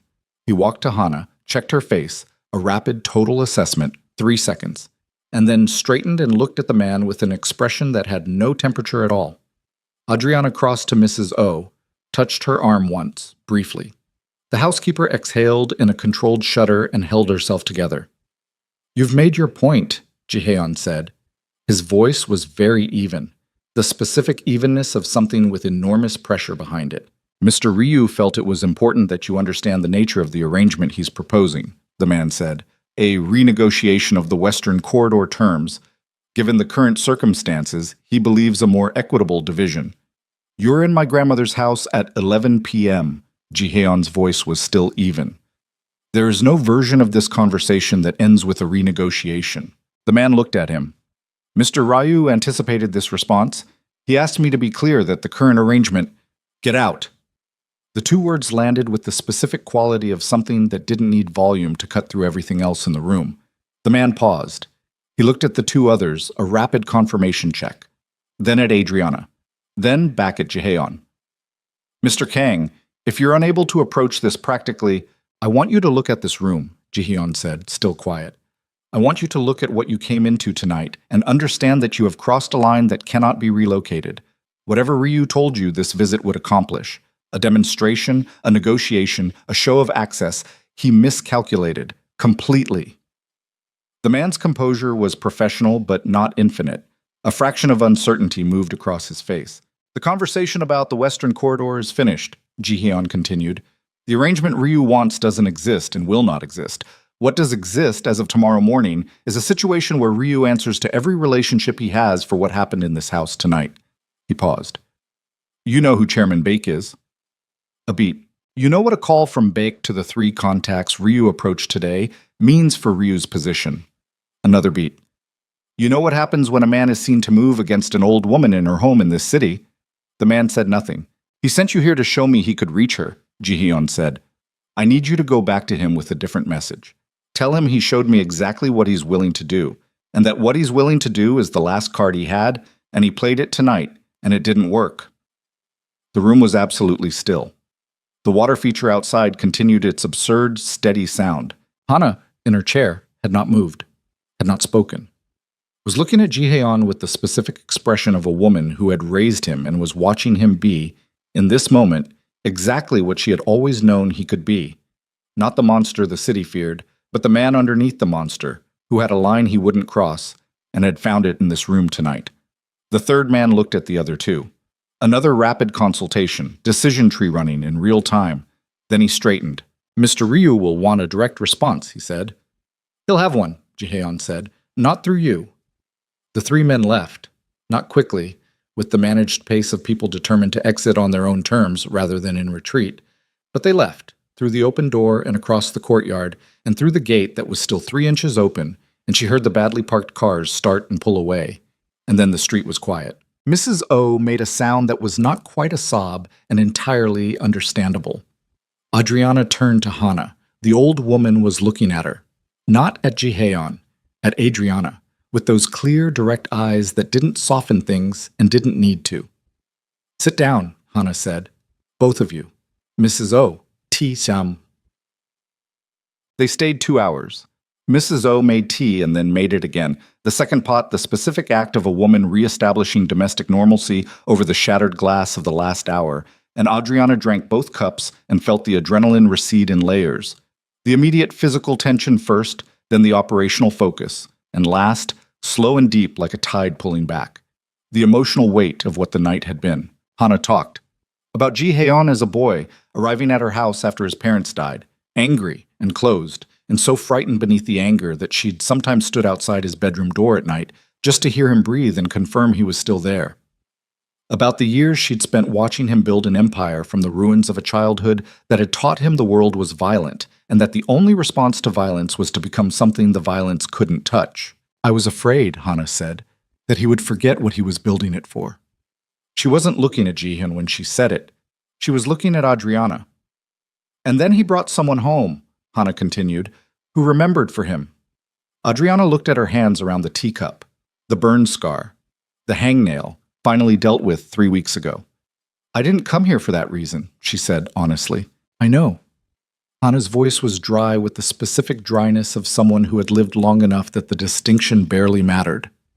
"The reasons we arrive somewhere and the reasons we stay are rarely the same thing.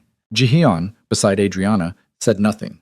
He was looking at his grandmother with the concentrated attention of a man memorizing a face, the same way he'd done in the hospital, and she felt the grief in it alongside the gratitude, the two things occupying the same space without canceling each other out. At 1 in the morning, Hana's eyes started to close with the specific heaviness of a body that had been through too much in one night and needed to rest. Mrs. O helped her to her room. At the doorway, Hana stopped and turned and looked at both of them one more time. "The divorce papers," she said, to no one in particular. "Don't sign them." Then she went to bed. Wow. Outside in the courtyard, Jihaeon stood with his hands in his jacket pockets, looking at the stone water feature still doing its steady work in the dark. Adriana stood beside him. The city beyond the courtyard walls was quiet at this hour, the specific quiet of a city that never fully silenced but dropped to its lowest register around 1 a.m. Not peaceful exactly, but resting. "Ryu," she said, "what happens tomorrow?" "I make 2 calls before 8 a.m., he said. Baek is one. The other is a man in Busan who has been watching Ryu's expansion with significant personal concern for 18 months. Together, those calls create a pressure framework that makes any further move from Ryu public, visible, and professionally catastrophic. He looked at the water. He'll retreat, not because he wants to, because the cost of not retreating exceeds any gain he can calculate from continuing. "You've been building toward this for weeks. Since Tuesday. Since I understood the shape of what he was doing." He paused. "The Western Corridor moved 6 months ago. I told myself it was clean, within the agreed terms. It was. Technically." Another pause. "But I knew how Ryu would read it. I knew, and I moved anyway because the opportunity was significant, and I told myself I could manage the response." She looked at him. "I pulled you into a situation that was already in motion," he said, "before the hallway, before the contract. The instability Ryu tried to weaponize tonight. I made it. My grandmother, Do-hyun, the exposure. All of it flows from a decision I made 6 months ago that I justified too quickly and examined too slowly." The courtyard was very still. "I know," she said. He looked at her. "I've known since Do-hyun," she said. "The shape of it." She held his gaze. "You're not telling me anything I hadn't figured out. And I'm still here." The words were simple. They didn't reach for anything. They were just true, stated in the quiet courtyard at 1 a.m. after a night that had cost them both something they hadn't budgeted for, and they landed with the weight of things said without strategy. He looked at her for a long moment. "Adriana," he said. The way he'd said her name in the corridor that first night, with weight. Different weight now. The weight had a name it didn't have then. She could hear it in the way he said the word. "I know," she said, again, softer. "I need to say it." "I know that too." He exhaled, just slightly, the specific exhale of a man setting down something he'd been carrying for longer than he'd admitted. "I love you," he said. "That's not the contract. That's not the situation. That's been building since before the hallway, and I've been refusing to name it because naming it made it real, and making it real meant I had something to lose, and I have spent 20 years making sure I didn't have things I couldn't afford to lose." She looked at him. "I'm done refusing to name it," he said, "whatever that costs." The water feature ran its steady sound in the dark.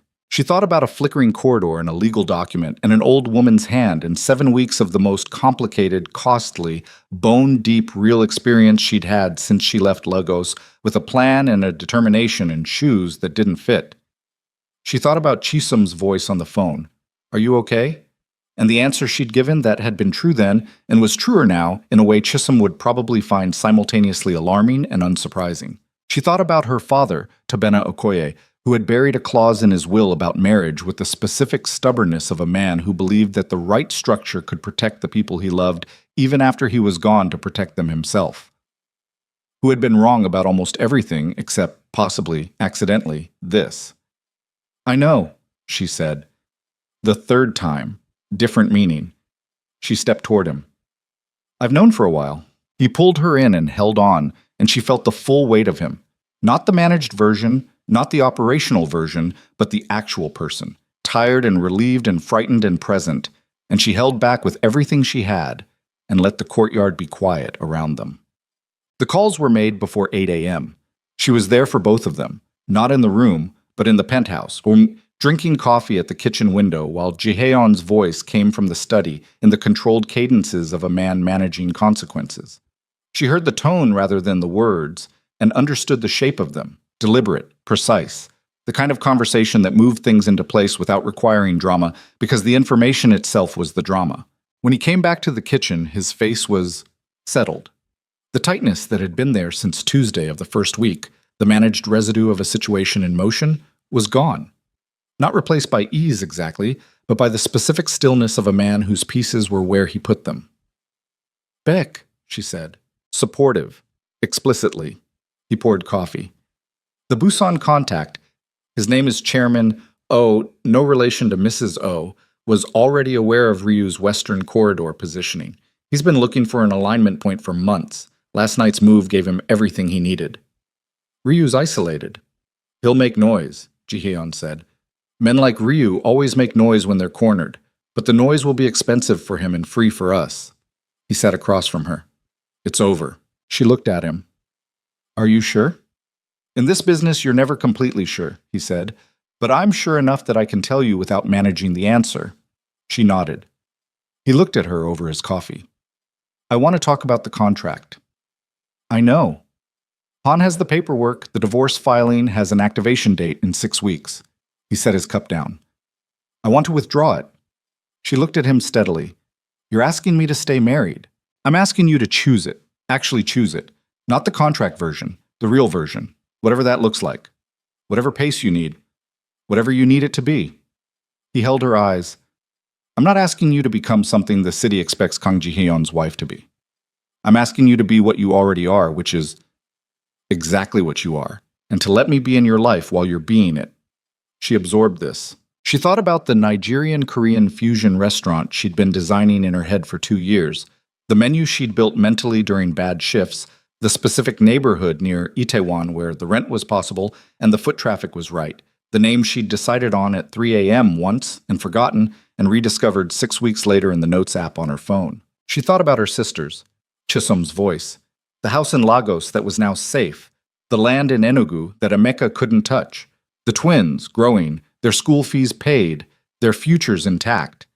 She thought about Hana saying, "Don't sign them from a doorway at 1 a.m. with the absolute authority of a woman who knew exactly what she was saying." She thought about the practical section of her chest, which was gone entirely now, replaced by something that didn't have a clean name, but was considerably heavier and warmer and more real. "I want to open a restaurant," she said. He looked at her. "A real one. Mine. Not a position in yours or a favor from your network. My own capital, my own concept, my own name on the lease." She held his gaze. "I'll need time and I'll need to keep working at Gumong until the capital is right, and I will not be doing this on your timeline or with your money. I wouldn't expect otherwise. And I want to go home first," she said. "Lagos. Before anything else gets decided. I need to go home and see my sisters, and walk through my father's house, and understand what it means that it's still there." "Of course. And I need you to understand that I am not becoming a different person because of this. I'm not going to stop having opinions or saying them or pushing back on your decisions when your decisions are wrong. That is not a temporary state. That is me." "I know," he said. The third time. The same weight she'd put in it the night before returned. She looked at him. She thought about a night 7 weeks ago, standing in the rain and the dark, and the absolute desperate simplicity of having nothing left but bad options. She thought about how it felt to be cornered so completely that the only move was the one you'd never have considered in the open. She thought about what came through the impossible door. "Okay," she said. "Tell Han to withdraw the filing." Jihaeon sat very still for a moment, the specific stillness of someone absorbing something they've been afraid of not having, and then he nodded once, and she saw the thing that moved through his face, and she let herself see it without filing it anywhere. She flew to Lagos 2 weeks later. Chisholm met her at the airport in a state of restrained emotional chaos that expressed itself as 2 minutes of very tight hugging and then a barrage of questions delivered so rapidly in the car that Adriana answered 3 of them simultaneously, and they both started laughing before she'd finished the second sentence. The house was the same. That was the thing that hit her when they pulled up. Not the size of it, not the specific details, but the sameness. Her father's house in Lagos was exactly itself. The gate with the rust on the lower hinge, The bougainvillea that had been threatening to swallow the front wall since she was 12 and still hadn't managed it. The sound of the city behind it, different from Seoul's sound, warmer, denser, the specific frequency of a place that had been home before she knew home was a thing you could lose. She stood at the gate and breathed it in for a long moment.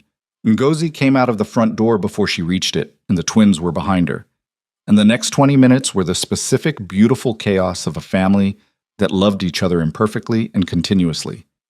And Adriana sat in the middle of it and felt something a knot in her chest that she hadn't fully known was knotted. That night, after the twins were asleep, and Ngozi and Chisom were in the kitchen doing the specific late-night talking that sisters did when they had things to say that required the cover of domesticity, Adriana went to her father's study. It was as he'd left it. She and her sisters had agreed after the funeral to leave it for a while. 2 years later, still left. The desk, the journals, the reading glasses on their folded arms beside the lamp. The slight smell of the specific tea he'd drunk every evening. A blend from a shop that had been 2 streets over and was probably still there. She sat in his chair. She thought about a man who had loved his daughters enough to try to protect them from the grave, using the tools of his generation, the structures his own father had built. Conditional, imperfect, wrong in the way that loving people were often wrong when they tried to manage the futures of people who hadn't been born yet. She thought about what the clause had cost her and what it had given her, and the absolute impossibility of separating those two things. You didn't know, she said, to the study, to the glasses, to the ghost of an evening tea smell. You were trying. She paused. It worked, badly and accidentally and in ways you couldn't have planned, but it worked. The house settled around her in the way old houses did, creaking, breathing, full of its accumulated life. She sat for a while longer. Then she went back to the kitchen where her sisters were talking. She called Jihaeon from the rooftop that night, Lagos after midnight, the city's sounds below, motorbikes, generators, distant music, the specific nocturnal texture of a city that didn't entirely sleep. The sky was different here, wider and darker, the stars more present than Seoul's light-crowded sky allowed. He answered on the second ring, which she'd started to understand was simply how he was. The phone always close, the attention always available when it was her. How is it? He said. Exactly the same, she said. Everything exactly the same. Is that good? Yes. She looked at the sky. Yes, it's good. He was quiet for a moment. She could hear Seoul in the background of his call, the distant city noise, the specific frequency of the Han River district that she'd internalized without noticing. Hana had a good day, he said. She sat in the courtyard for an hour this morning. She asked Mrs. O to plant something new. Apparently the plant selection was insufficient. She laughed. What did she want? Jasmine, 3 different varieties. Mrs. O is researching. Tell her I'll help choose when I'm back. She'll tell you you have no idea what you're talking about and then take your suggestion. I know, she said. That's why I offered. He made a sound that was from Kang Ji-hyun, the functional equivalent of laughing. She'd learned to read the register of it. The restaurant, she said. I found a possible space near Itaewon. I've been looking at the numbers. Tell me. She told him. The square footage, the rent structure, the renovation estimate she'd worked out on paper on the flight over. The menu she'd been building in her head for 2 years that was, it turned out, ready to be written down. She talked for 20 minutes, and he listened the way he listened. Completely, without interruption, the focused attention that had once felt like assessment and now felt like what it actually was, which was someone who wanted to understand what she was building. When she finished, he was quiet for a moment. The location is right, he said. I know. The timeline is aggressive. I know that too. You'll make it work anyway. Obviously, she said. He was quiet again. Then, come home soon. She looked at the Lagos sky, the stars, the city below. She thought about the word home and all the places it had lived in her life. This city, this house, Seoul's enormous indifference, a service corridor with a flickering light, a hospital room at 3 a.m., a courtyard with a water feature, and Jasmine coming. Soon, she said. Quote, she was back in Seoul in 10 days. The restaurant happened over the following 5 months with the specific energy of a thing that had been waiting long enough that once it started, it moved fast. She kept her gumong shifts through the first 3, negotiated the lease on the Itaewon space herself, stood in the empty room with its high ceilings and its south-facing windows and its smell of old plaster and possibility, and understood that she had been building toward this since before she knew she was building toward it. The concept was exactly what she'd designed in her head. Nigerian-Korean fusion, the specific meeting point of the two places that had made her who she was. Nothing that apologized for either tradition or tried to merge them into something palatable for an audience that couldn't decide. Her food, her terms, her kitchen running on the specific logic of a woman who had spent 14 months learning the standards of one of Seoul's best restaurants, and 26 years learning that the best cooking came from knowing exactly who you were while you were doing it. She named it koe, the Yoruba word for learn or to teach, depending on the construction. Chisholm flew in for the opening. Jihyun sat in the corner booth, her corner booth, the one she'd designated for him from the beginning, the joke and the truth of it sitting in the same space, and ate everything she sent out and said nothing while he ate, which was the version of a review she trusted most. Afterward, when the last guest had left and the kitchen was being closed down and Chisholm was in animated conversation with the sous chef about the agusi preparation, Jihyun sat at the corner booth with a glass of water and looked at Adriana moving through the closing tasks of her restaurant, and she caught him looking and held it. "Well," she said. "It's exactly what you said it would be," he said. "You doubted it." "I didn't doubt it for a second," he said. "I just wanted to see it be real." He paused. "It's real." She looked at her restaurant, her kitchen, the specific light she'd chosen for the corner booth and the way it fell across the table, the smell of the place, spices and citrus, and the particular warmth of a room that had just spent its first evening being what it was built to be. "It's real," she agreed. Kang Hana died in March. On a Tuesday morning, in her own bed, in her own house, with Jihyun on one side and Adriana on the other, and Mrs. O in the doorway, and the sound of the courtyard's water feature coming faintly through the paper screens. She had been declining since January, the specific decline of someone ready rather than failing, the deliberate, self-possessed quality of a woman who had always made her own decisions and was making this one the same way. She had spent February asking people to bring her things from around the house, a photograph, a teacup, a small piece of cloth from something Adriana didn't know the history of, and holding them and setting them down and seeming satisfied in a way that was not sad, but completed. The last week she talked more than she had in months, to Mrs. O about the jasmine, which had taken and was doing well, to Jihyun about things Adriana couldn't follow in Korean, but whose tone she understood as the specific tone of accounts being settled, not debts, but the record of a shared history being acknowledged out loud before the opportunity closed. To Adriana, on the last full day, in English, with the careful deliberateness of someone choosing to say something in a language that required effort, because the effort was part of the meaning.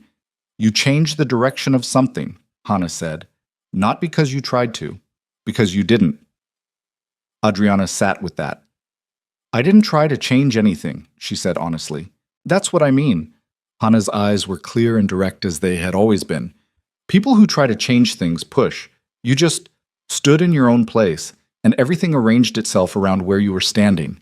She held Adriana's hand for a while after that without speaking, and Adriana held back, and the room was quiet, and the jasmine outside was coming in through the window on a cold March air, and it was enough. The morning she died was the same. Quiet, complete, unremarkable, in the way that things that have been fully lived were unremarkable at their ending. Jihyun held his grandmother's hand until it stilled, and then he sat for a long time afterward, not moving, and Adriana sat beside him and didn't fill the silence with anything, because silence was what the moment was, and filling it would have been a form of cowardice. He cried once, briefly, turned away, then turned back, and she didn't look away from him, and he let her not look away. That was what it was. Boom. There was a letter. Han had it. Hana had given it to him 3 months before, with instructions for timing. He delivered it on the morning of the 4th day after the funeral, when the house was quiet again and the jasmine was still growing, and Mrs. O had made tea, and the specific rawness of the immediate grief had settled into the longer, slower weight of actual loss. The envelope had Adriana's name on it. She opened it at the kitchen table in the penthouse. Jihyun beside her, early light coming through the windows. Hana's handwriting was careful and slightly uneven. The handwriting of someone writing in a language that was not their first, making the effort because it mattered. There were 3 sentences. He needed someone who would stay in the room. You stayed. Thank you for that. She read it twice. Then she set it on the table and looked at the city through the window. The enormous, indifferent city that had never cared about any of this and had been the container for all of it anyway. The streets and the lights and the river and the specific gray-blue soul sky that she had learned over 2 years to find beautiful in its own particular way. Jihaeon's hand found hers on the table. She turned her hand over and held on. The city went on. The jasmine grew. The restaurant opened and filled and became what she'd built it to be. Her sisters called and grew and continued their lives on the other side of the world that was also hers. The work of being 2 people who had found each other by accident in a flickering corridor and then chosen each other, clearly and with full information, went on being the specific daily work that it was. Imperfect, unguarded, real. On the first anniversary of the night in the hallway, she closed the restaurant early and they went back to Gumong. Private dining room 3. The room was the same. The same walls, the same moss amber lighting, the same quality of expensive quiet. She sat in the chair where she'd sat the night she'd signed a contract that turned out to be the worst-kept document either of them had ever agreed to. And he sat across from her, and she served him the dinner she'd cooked herself in Gumong's kitchen, the way she'd cooked at the very beginning, and he ate every bite the way he always ate her food, with his full attention, like a man who understood exactly what he was being given and had stopped pretending he didn't want it. Afterward, he put a single folded piece of paper on the table between them. She looked at it. Han kept a copy, Jihaeon said, of the original contract. I asked him for it. She looked at the paper, then at him. He put his lighter on the table beside it. She picked up the paper, unfolded it, read the first paragraph, the clean legal language of a transaction, a 6-month agreement between 2 people who needed specific things and had been willing to pay specific prices for them, and then folded it back along its original creases. She picked up the lighter. He watched her. She clicked it open. The contract caught at the corner first, the flame moving through the paper with the specific unhurried efficiency of fire, and she held it over the small plate between them and watched it burn down through all the careful language and the term, dates and the exit clauses and the financial provisions, until what was left was ash and the smell of it in the quiet dining room. She set the plate down. She looked at him across the table. No more contracts, she said. He looked at her with that face, the open version, the one she'd been the first person in years to see, the one that had belonged to her since a hospital room at 3 a.m. when he'd held her hand in the dark and she'd finally stopped filing anything away. No more contracts, he said. Outside, Seoul ran on through its night. The Han River caught the city's light the way it always did. The streets moved with the specific energy of a city that had no opinion about any individual life but held them all the same, enormous and indifferent and endlessly, indifferently alive. Inside private dining room 3, the ash cooled on the plate, and Kang Ji-heon reached across the table, and Adriana Okoye took his hand. And that was enough. That was everything.